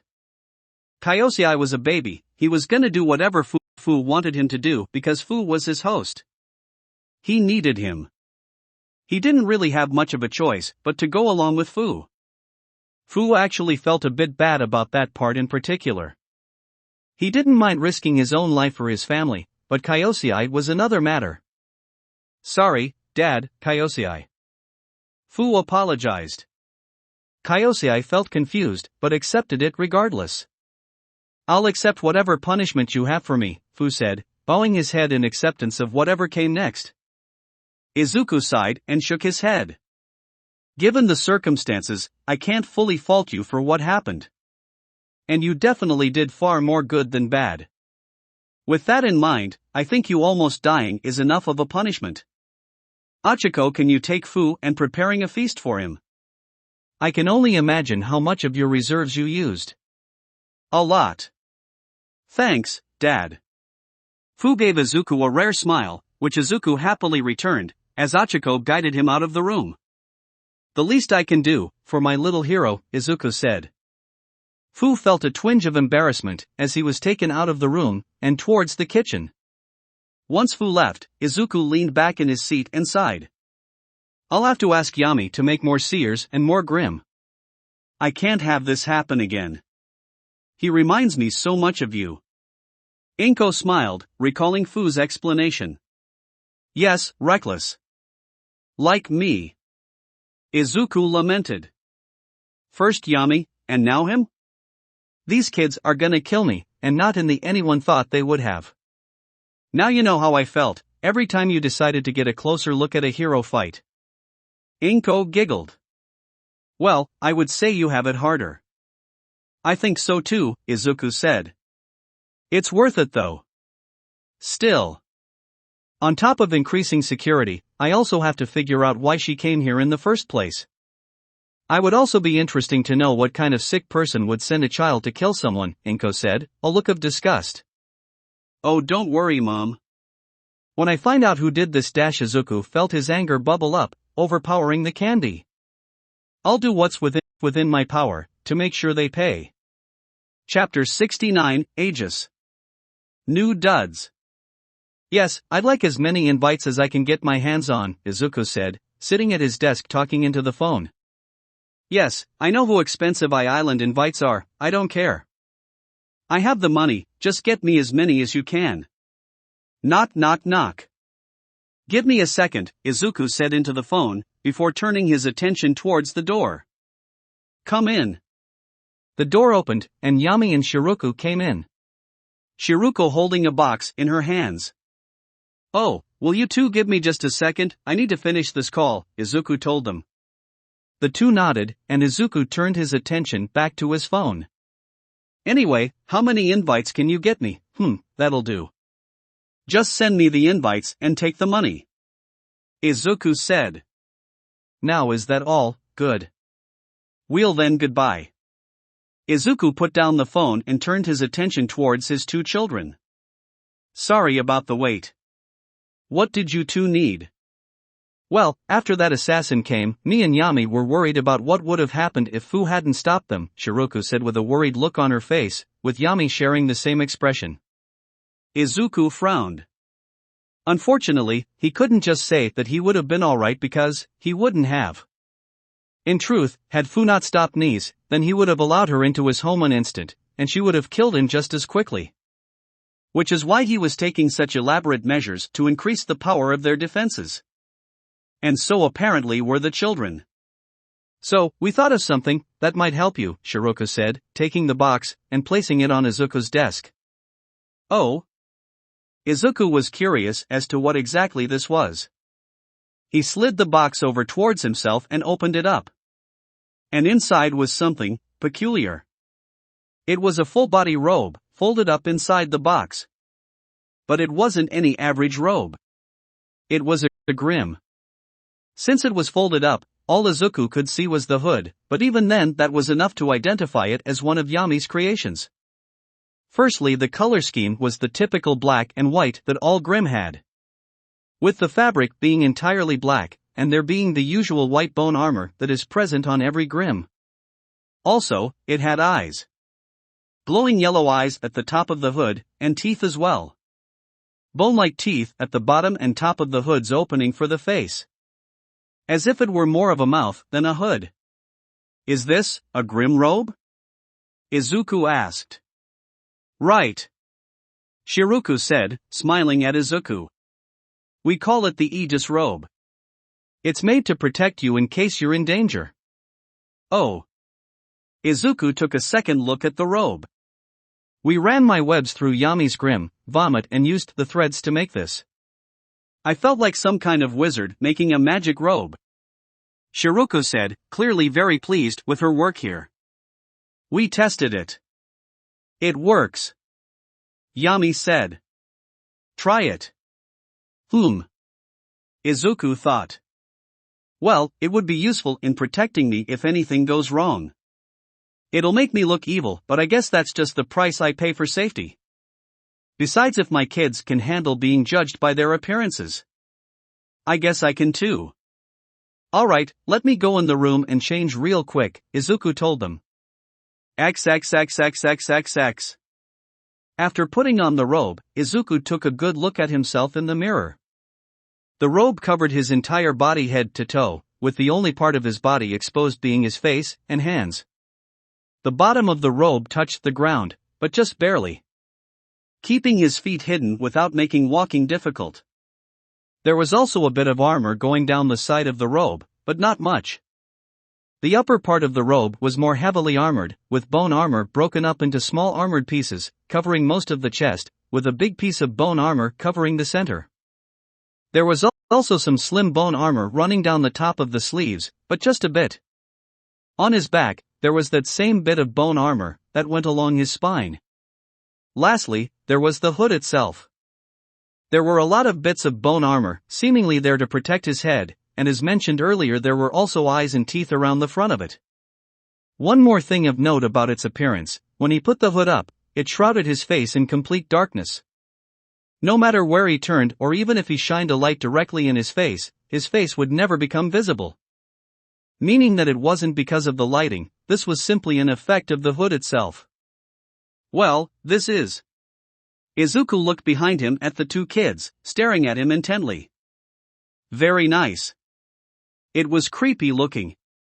And he would definitely need to keep the hood down if he wore this while talking to people. Of course, he couldn't say that to them. And besides, it was at least comfortable. It was a bit heavy, but not overly so.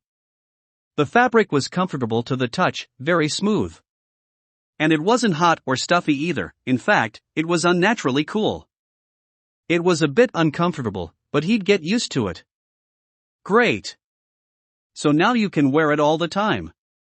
Shiroku said with a huge smile on her face. Forever, Yami added. Eh? Izuku was taken off guard by this sudden proposal. Well, if you only wore it when you felt like you were in danger, then what's the point?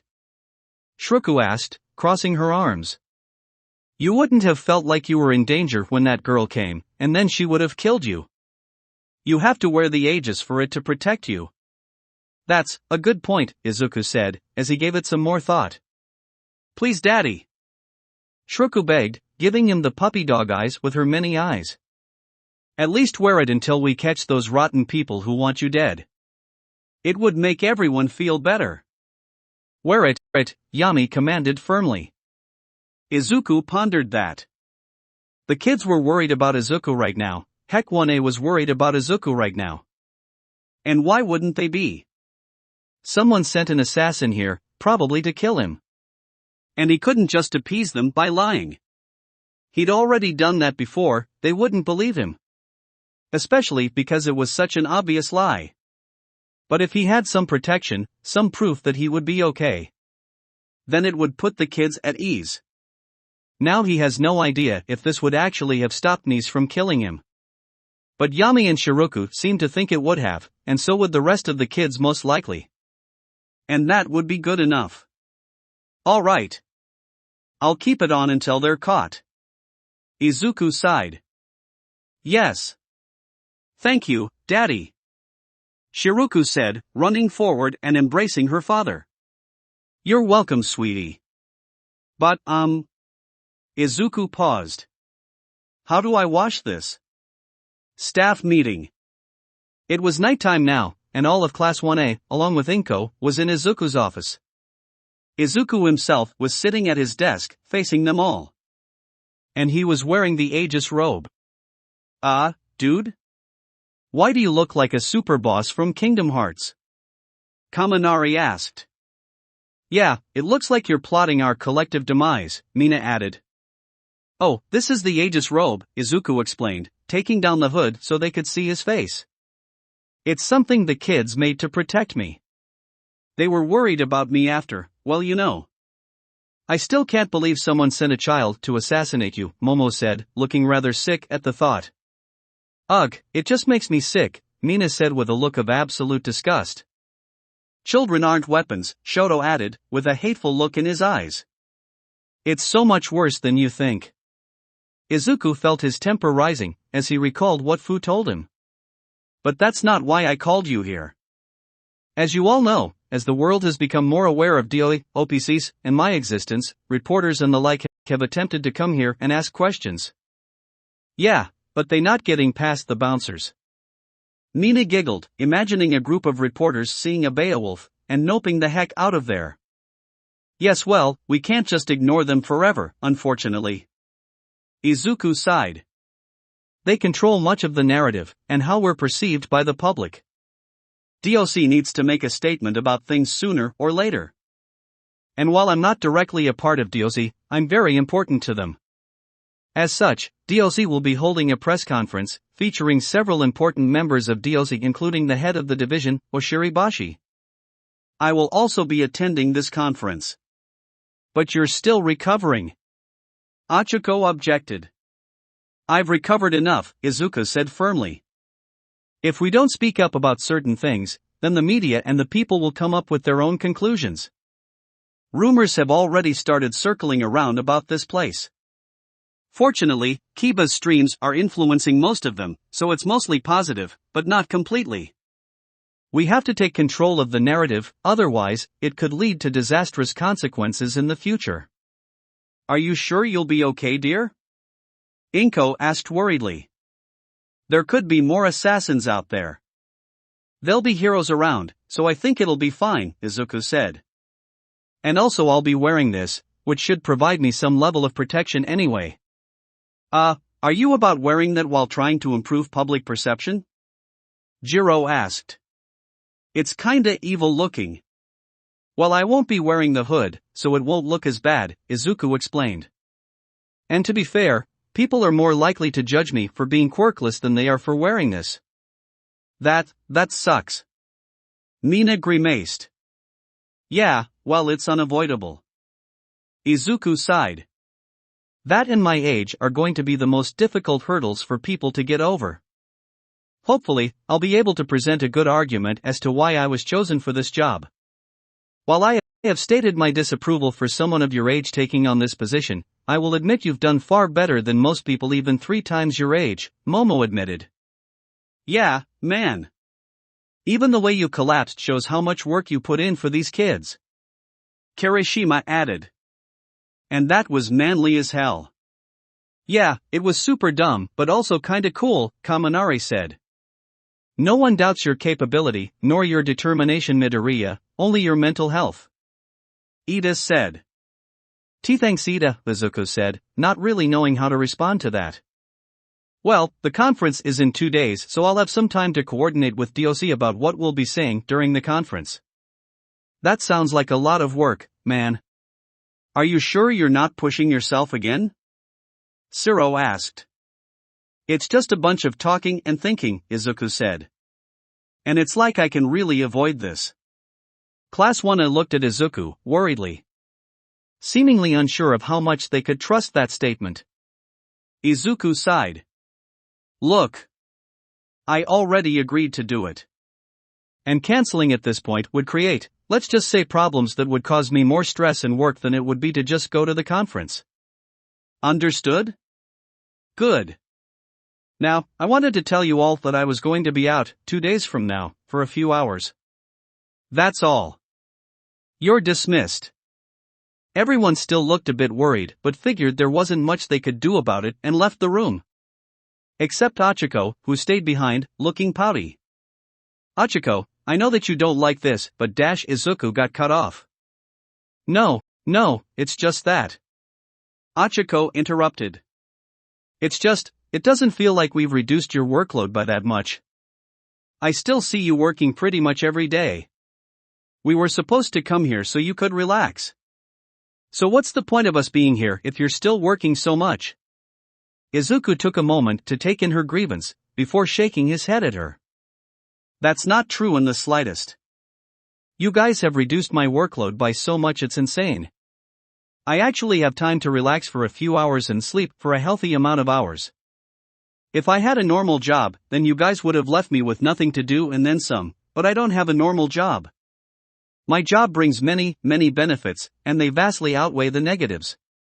But one of those negatives is that my work never ends, and much of it is too important to just let anyone do.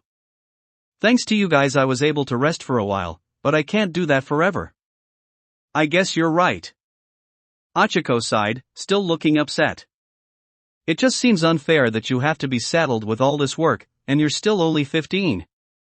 I mean, I felt swamped with work before, but it was nothing compared to how much you have on your plate.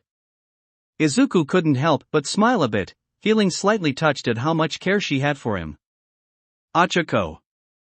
Don't feel too bad for me. I'm rich, I live in what is pretty much a mansion surrounded by miles of land that I own, I have great friends, one of whom is my childhood hero, and I have tons of kids who all adore me almost as much as I adore them. My life is great, and if I have to deal with a mountain of work just to sustain, then that's well worth it. Even that answer seemed unsatisfying to Uraraka. I just don't like seeing you in pain or exhausted, Achiko admitted. I always loved seeing the effect heroes had on people. Seeing all those smiling faces in the crowd. It was amazing. But I always wondered who made the heroes smile? Who picks them up out of despair? I mean, it wasn't really my main goal, I mostly wanted to become a hero because of my parents, but I'd still like to be the one that makes even the heroes smile. And as far as those kids and I are concerned, you are a hero. And we all just want to see you smile. Now Izuku wasn't just slightly touched, he was very touched. It was hard to keep the tears back, as Izuku got up from his seat. Achiko didn't notice this, however, as she had looked down to hide her red face. I mean, maybe that sounds a bit too sappy, but Izuku interrupted her, by doing one of the most daring things he'd ever done. He wrapped his arms around her and gave her a hug. Achiko was surprised by this sudden boldness coming from Izuku of all people. Izuku quickly ended the hug and gave her a flustered, red-faced smile. Just seeing you trying, for my sake, makes me smile on the inside. Ayagapoff. Achiko's face was red as a tomato as she tried to stutter out words and completely failed. One day, I'll have everything figured out. And I won't be overworked, or be unused to anything, or have someone trying to kill me. Izuku continued, turning away and looking out the window.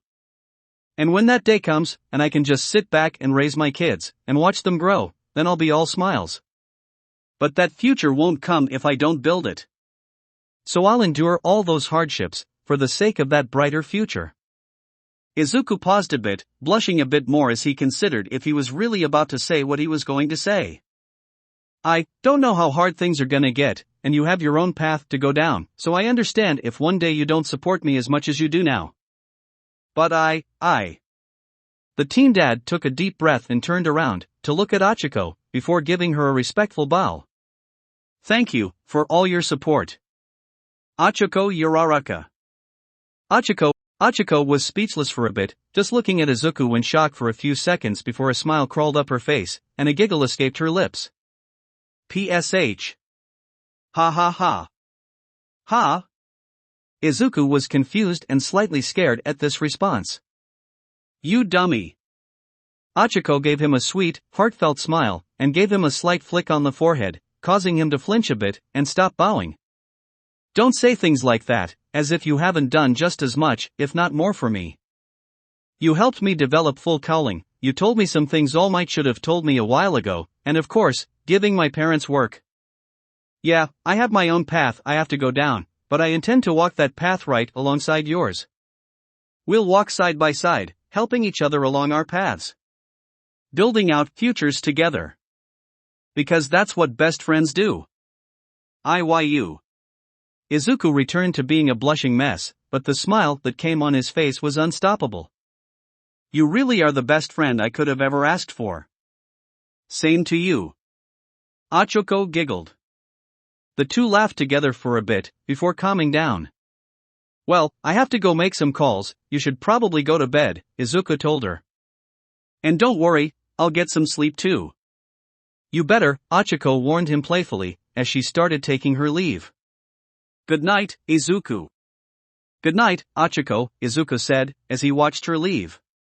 It would take at least an hour for both their hearts to stop pounding. A pressing situation. The day of the press conference had finally arrived, and boy was Izuku nervous. And how could he not be, staring at the army of the press in front of him, all snapping pictures with their cameras, and trying to ask hundreds of questions per second. Izuku was currently sitting in a small chair, alongside a bunch of other of D.O.C's important figures. He didn't really know any of them, but they all looked so professional and old. He felt so out of place. Which, to be fair, he was. It was probably so weird to see a bunch of old guys in suits, and in the middle of them was a 15-year-old in a strange robe. Hello everyone. It's a pleasure to see you all on such a wonderful day. At the front of the stage, they were all one, was Oshiribashi, standing at the podium, speaking through many microphones. A rotund old man that looked like he was in his late 80s. As many of you know, I am acting director of DOC, formerly known as OPCCC Oshiribashi. And I've come to talk today about our recent uprising and activity. The reports barely waited for him to finish before hurling more questions at him. Mr. Bashi, why is DOC suddenly acting now? Why the name change? What reason do you have for hiring a 15-year-old for such an important position? What position does Midoriya occupy exactly? Was hiring a quirkless person some sort of publicity stunt? Now settle down. Bashi told the crowd. All your questions will be addressed, I assure you. Now, first I would like to start with an apology. An apology? Many reporters were confused by this, and theories on what this was about broke out among the crowd. Yes, I would like to issue a formal apology to all the OPCs in this county, Bashi said, putting on a sad face. For years we have languished. With little funds and little way to deal with the issues we were saddled with, we were unable to carry out our mission to help these children as effectively as we could have. Then Bashi turned back and looked at Izuku, signaling for him to come up, which he did, walking up to the old man's side, as the director of DOZ put his hand on Izuku's shoulder, and he tried really hard not to flinch. That was until we met this wonderful young man. Izuku Midoriya, the new director of the Midoriya Foundation for OPCs. Of just the Midoriya Foundation for short. Bashi continued, smiling at the crowd, who were taking tons of pictures.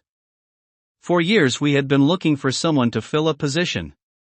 Someone who had the drive and determination to provide for and protect these children, with a heart big enough to care for them all. And that someone is Izuku Midoriya. Immediately, the press started shouting out questions, all about Izuku's age. Now, I understand that he is quite young, very young in fact, but that should not disqualify him, by any means, Bashi stated firmly. Midoriya has displayed great courage and intelligence beyond his years and has a work ethic that puts him above many people double, triple, or quadruple his age. Not to mention the children adore him, as he does them. As for questions about his quirklessness, that part had nothing to do with his position. The people of Diosig believe in equality amongst quirks. Once again this caused a lot of questions and murmurs to erupt amongst the crowd. Now, I would like to give Mr. Midoriya a chance to speak to you all, Bashi said, patting Izuku on the back, signaling that he would now be taking over. Izuku looked over the crowd, all looking directly at him. He took a deep breath, and then breathed out. All right. I can do this. Izuku thought. Izuku opened his mouth, but unfortunately, he would never get a word out. As suddenly chaos would break out in the crowd. Once the reports nearly the front, suddenly took out a gun and pointed it at Izuku's face. Die quirkless scum. Remove your worthless genetics from this earth. The crowd around the man screamed and gasped, and Izuku was frozen in shock. But the robe wasn't. As the man pulled the trigger, the hood flew up, covering Izuku's head, as it switched to absolute defense mode. The armored parts of the hood expanded, covering more of Izuku's body, and suddenly the teeth around the face expanded as well, growing in size as they completely covered his face, but also keeping him from seeing anything. BLAM. The bullet fired at Izuku's face, but the teeth protected him, and the bullet bounced off, and then exploded. Kaboom! Izuku was sent flying back, and after a few seconds of airtime, he felt himself skid along the ground, the robe still protecting him from harm until he came to a full stop. Once Izuku stopped, he remained on the ground, frozen. He couldn't even think for a little bit, as he had to wait for the shock to dissipate. What just happened? Izuku thought as his brain finally started working again. As Izuku was processing the now failed assassination attempt, he felt someone pick him. Midoriya! Midoriya, are you okay? Can you hear me in there? Izuku recognized that voice. It was Death Arms, one of the heroes that had been sent to act as security during the event. I am fine. Izuku said. He was still a bit dazed, but he was mostly fine. The robe was still in protection mode, meaning Izuku still couldn't see anything. Death Arms helped Izuku off the ground, and onto his feet and his shaky legs. Kid, how on earth did you survive that, and what the hell are you wearing? It's a long story, Izuku responded. I really need to give Yami and Shiroku a hug when I get back. XXXXXXXXXXXX. Meanwhile, in a high-rise apartment, a man with a particularly long nose was sitting on his couch in his bathrobes, watching the TV. This man was Rikiya Yatsubashi, CEO of Detnarat, and the leader of the Meta Liberation Army, Redestro. News is coming in. After taking a horrible attack at the hand of a quirkist assassin, Izuku Midoriya survived with little to no damage, thanks to the help of a special robe made by one of the orphanage's children. A newswoman reported. Crush. Redestro crushed the remote in his hand in anger, a bit of blackness crawling along his hand, and his eyebrow twitched as frustration, anger, and most of all, stress built up inside him. Another failed attempt. Redestro thought. First, we lose Kiria, and now this? Now I likely won't have another chance to kill him for quite some time. Izuku Midoriya was an insult to everything the MLA stood for. The quirkless were unevolved relics of a bygone age. They should be at the bottom rung of society, and it should be made certain that their genes could not be passed on, one way or another. But yet here one was, not only massively wealthy and successful but also in charge of children who were inherently superior to him. He didn't even want to think of how their minds might be polluted by him and his unevolved views. The fact that Izuku Midoriya could only survive these attacks by hiding behind the children's quirks only proved his genetic inferiority. However, the MLA still had higher priorities than this. Far higher. But it was a matter of principle. Izuku Midoriya must die. Redestro glared hatefully at the screen, as he saw Izuku Midoriya go into a guarded car. One day, he would kill Izuku Midoriya. He swore it. Chapter 70, Grim Thoughts. There was a bit of chaos at the house after the latest assassination attempt, but given how little Izuku was injured, he was able to quickly calm the kids and his mother by saying that he would be staying at the house more, and keeping the Aegis on full time. Well, this made them calm down, for the most part. Most of the kids had gone into high alert, determined to defend their home if need be. However, Yami had a different approach to this, grim creation of course. So, the next day, Yami decided to get together a think group, consisting of Fu, Kiba, Kyoko, Kei, and Shiroku. The 6 of them gathered in Yami's room, sitting in a circle, with Yami himself having a notepad on his lap, ready to write down ideas. Alright, well, if everyone is here, then let's begin.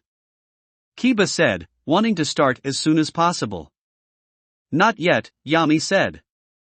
One more. Someone else is coming? Shiroku asked. Who? I don't recall anyone else agreeing to meet us here. Knock knock. Come in. Yami said, hoping that it was who he thought it was. Izuku opened the door and peeked his head in. Yami, your friend is here. The door opened up further, and a mine stepped inside. Hi Yami. Your house is big. Yami nodded. Am I? Well, I'll leave you all to whatever you doing here. Have fun, kids.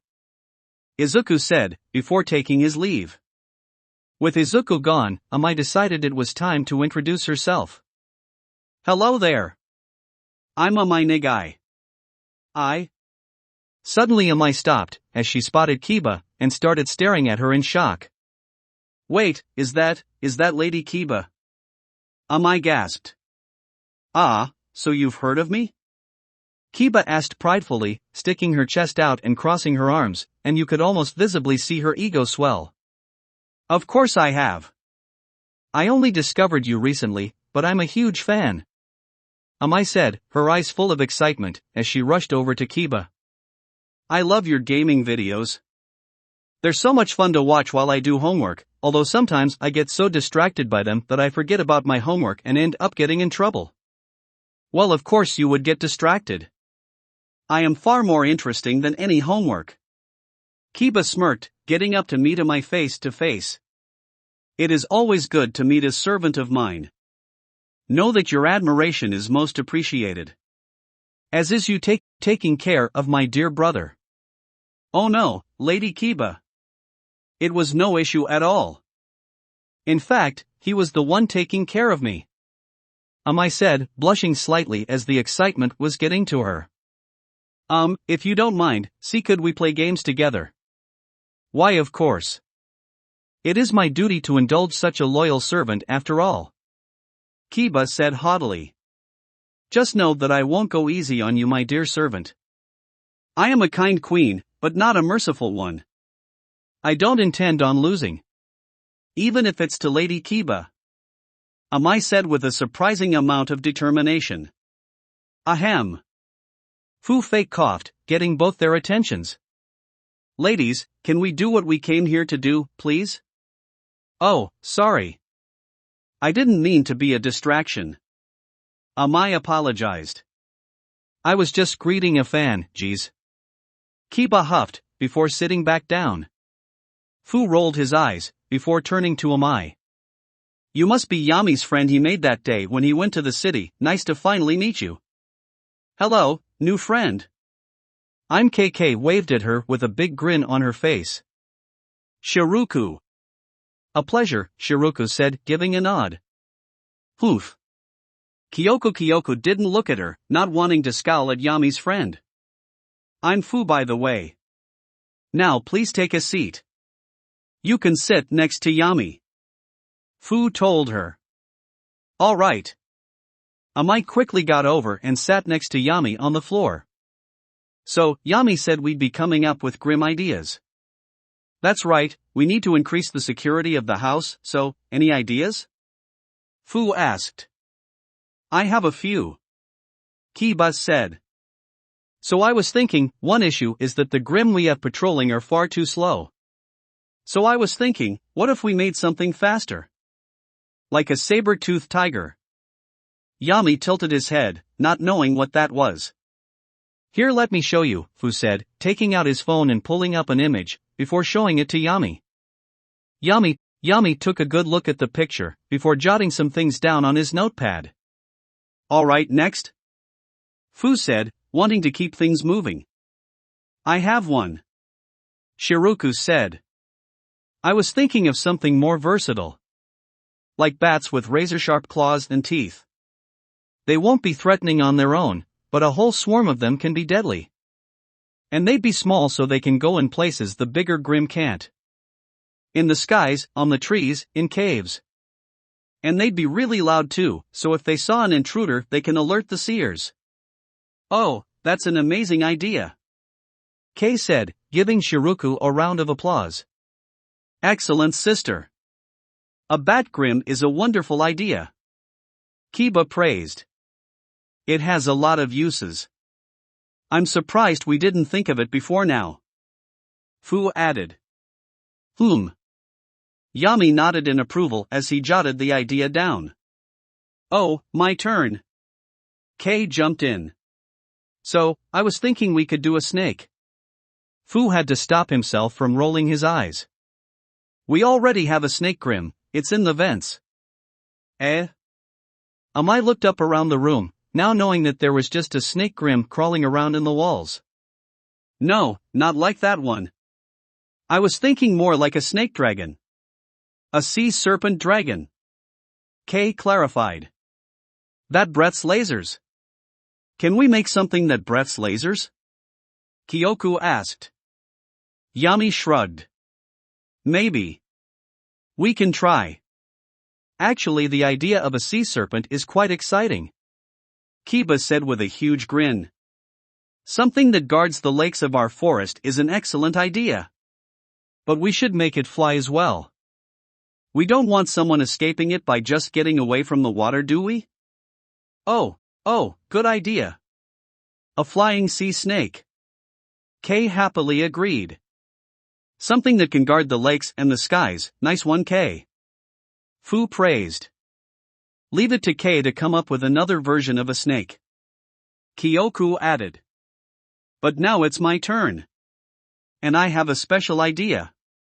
Kyoku then took out a piece of folded paper from her pocket and unfolded it, revealing a rather well-done drawing of a small Grim creature, looking like a mix of a scorpion and a fish, but instead of a stinger, it had 3 bared blades for a tail. This is a sulfur fish. It's a lot like what Shiroku came up with.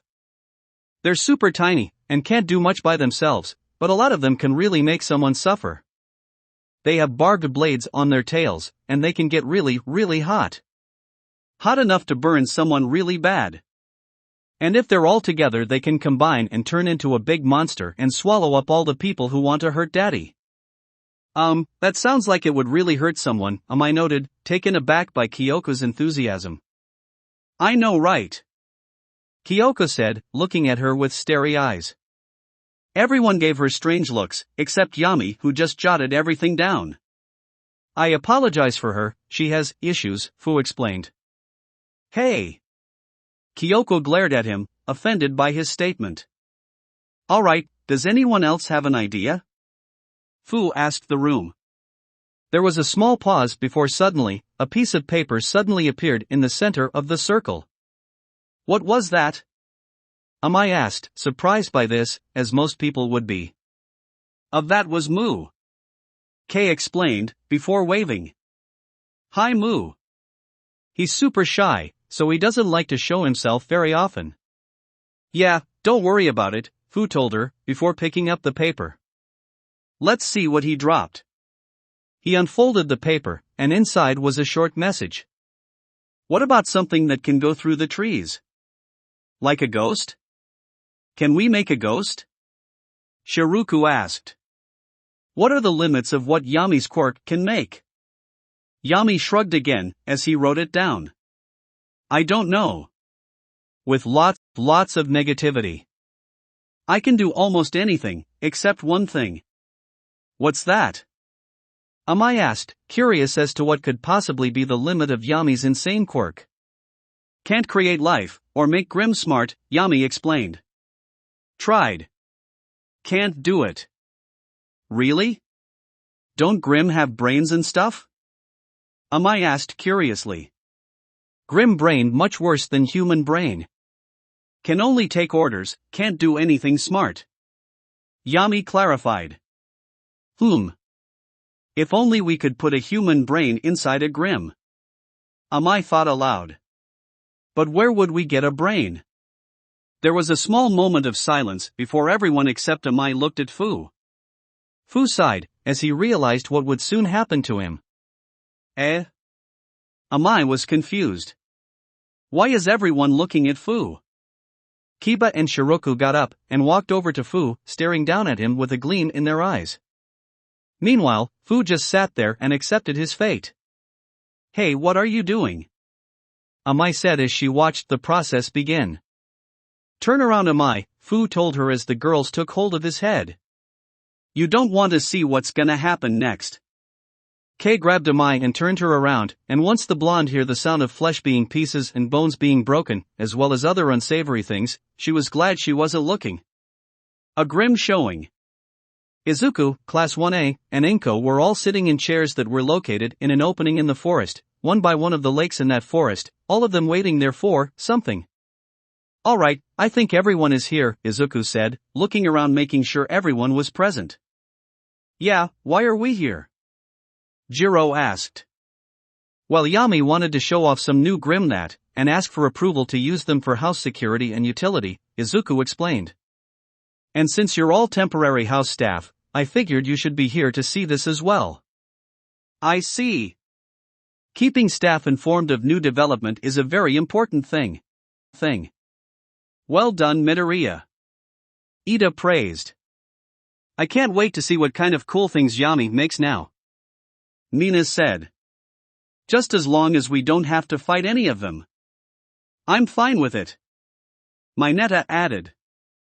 It is rather interesting how many capabilities his quirk has, Momo noted. It's not simply just power, but also utility. It's potentially the most dangerous quirk here. It's scary, alright. Kaminari agreed. Kid has an army. Everyone please take your seats. Kiba said, running out of the woods. The presentation is about to begin. Right, Izuku said, before sitting down with everyone else. After a few moments, Fu, Shiroku, Kiba, Amai, Kyoko, Kei, and Yami all walked into the clearing and looked at their audience. Thank you for coming, everyone. For today's Grimm presentation, Kiba announced. After the terrible incident that happened yesterday, we decided we needed new Grimm to better protect the house. Shiroku explained. And so we all had a brainstorming session. And we created the creatures you see before you. Starting up, we have the Saber. Kiba said. A creation I gave the idea for. Then from the trees, a grim saber-toothed tiger ran out, leaping into the clearing for everyone to see. Oh wow, that thing is terrifying. Mina said with a bit more cheer than you'd expect. This creature was made to be quick. And move through the forest faster than any other grounded Grimm. Kyoko explained. No one escapes. It can also climb trees, Fu added. And it's ordered to retreat and get back up if it feels it can't take someone down on its own. It'll chase intruders down until they get T-jured. Kei punned. So its primary use is finding intruders. An excellent idea on your part. Well done, children. Ida said, giving applause. Good job, Lady K. Toru shouted. It's fierce as well. Just like you. Oh, and you too, Yami. Thank you. Thank you. Kiba said, taking in the praise. Moving on, Fu said, not wanting Kiba's head to get much bigger. Shiroku, you're up next. Right. Shiroku then clapped her hands, before holding her hand up. Then a small bat-like Grimm flew out, and then perched on Shiroku's finger. This has been named a Ravager, Shiroku said. It can fly around, and it's small enough to even fly through the forest, or in caves. It'll drive anyone who comes here looking for trouble, batty. Kay snickered. Yeah, but it's kinda tiny, isn't it? Kaminari asked. Not really sure if the name, Ravager, fits here. Shiroku did not look impressed with Kaminari's statement and then gave Yami a look. Why don't we show him how these things truly function? Yami nodded, before looking at Kaminari. Ravagers. Swarm him. And then, suddenly, Ravagers flew out from all sides of the clearing and swarmed Kaminari. Ah! Ah! Ah! I take it back. I take it back. Kaminari jumped out of his seat and started running around panicking, as the small Grim kept menacing him. Kids, Izuku said, giving them a warning glare. Sorry, Dad, Yami said, before giving his next order. Stop, and retreat. The Ravagers ceased their swarming, and went back into the forest, with one of them going to Yami, and landing on its head. As you can see, just because they're small, does not mean they aren't deadly. Kiba explained. In numbers, they're a terrifying wave of razor-sharp claws and teeth. Lastly, they have one last function, Fu explained. They have an extremely loud scream, that can be heard for very long distances. So if they spot an intruder, it's almost guaranteed that we or the other Grim will be alerted. We won't show this now, because Ms. Jiro would most likely be in great pain if we did. Thanks for thinking of me, kids. Jiro gave them thumbs up, really glad that at least one of them was thoughtful enough to know not to do this. I really appreciate it. Fu nodded. Moving on, Kay, I believe your Grim is next. Right. Kay bounced on her heels, excited to reveal the Grim she helped create. She hopped over to the edge of the lake. You can come out now. We don't want this to drag on. Just a moment later, something erupted out of the water. What came out was a massive serpent head, and a bit of its body. It looked like your classic Chinese, snake-like dragon, mustache, and everything. Only in Yami's colors. It was by far the most massive Grim that they had been shown today, was one of the more massive ones in general, as even just the upper half of its body towered over all of them. I was wrong. I'm not fine with this. Mineta shouted as he and Kaminari held each other, shaking in fear. Oh, dear. Into almost fainted, this having been the first time she had seen such a massive Grim. Did it need to be that big? Shinso asked. Oh wow, that's something. Achiko gave a nervous laugh. Izuku at this point was completely desensitized to Grim and how they could look, and looking at this purely from a use's standpoint. So this is supposed to guard the lakes then? For the most part. This is called the Sea Phylon. Kiba announced. But despite its name, it's not limited to just the water. Kay would do the honors? Yes. Kay shouted with excitement, before turning to the Sea Phylon. Now! Fly! Be free! Suddenly the armor on the Phalong's back shifted, and wings sprouted out of its back before it took to the sky. Rah! The Grim roared, as it flew gracefully in the air. Meanwhile, everyone was looking at it with wide eyes, surprised that this thing could now freaking fly. Well, at least it's versatile, Izuku said. Why did it need to fly? Mineta whispered in fear. Well, at least we don't have to fight it, Jiro said. Yeah, imagine trying to fight a flying snake. Ciro laughed nervously. What else does it do? Breath fire? Nope. It's a bit more electrifying. Kay giggled. Responded the entire class. Yami snapped his fingers, and the Phylon looked upwards and opened its huge maw. Then, an orb of electricity charged in its mouth, crackling with energy, before it shot out as a beam of electricity into the sky. This seems like overkill, Su noted. I mean, it's useful, Izuku said. Although I don't see us needing all too many of these. Maybe just one. Man, I feel bad for the villain that attacks this place, Sato said to himself. But next we have my idea. Kyoko said. Come out, little fishies. Then, from the ground, dozens of sulfur fish popped out the ground, all crawling in front of the audience. "Oh, I don't like," Toru whispered. "I don't like that at all." "Are their tails heated?" Todoroki asked. "And barbed?" Momo added with concern. "Yup," Kyoko said. "These are super duper hot. Meaning they can tear through people's skin and flesh like butter. And make it hurt too."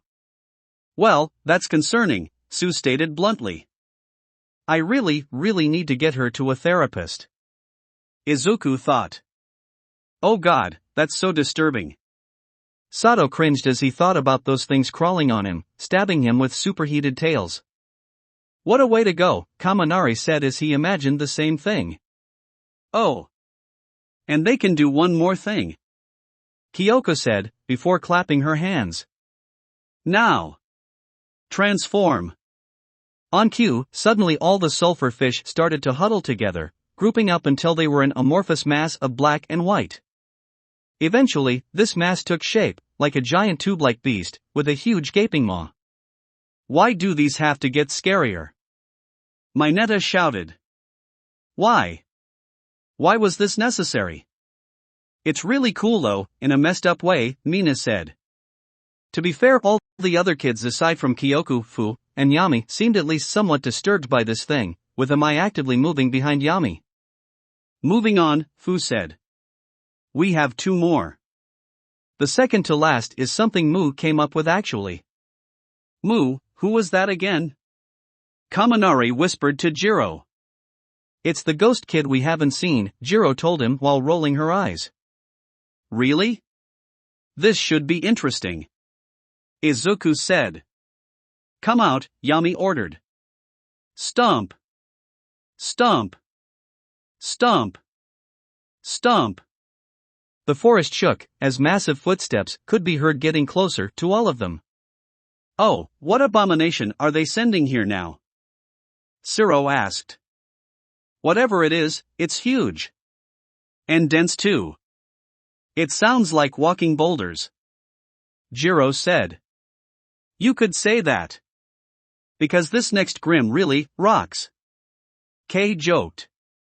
"It's the afterlife of the party. Introducing Stomp." Coming into the clearing was a massive golem, made almost purely of stone. With the only exception being the grim bone mask. The creature was separated into 5 parts. The body, 2 arms, and 2 legs.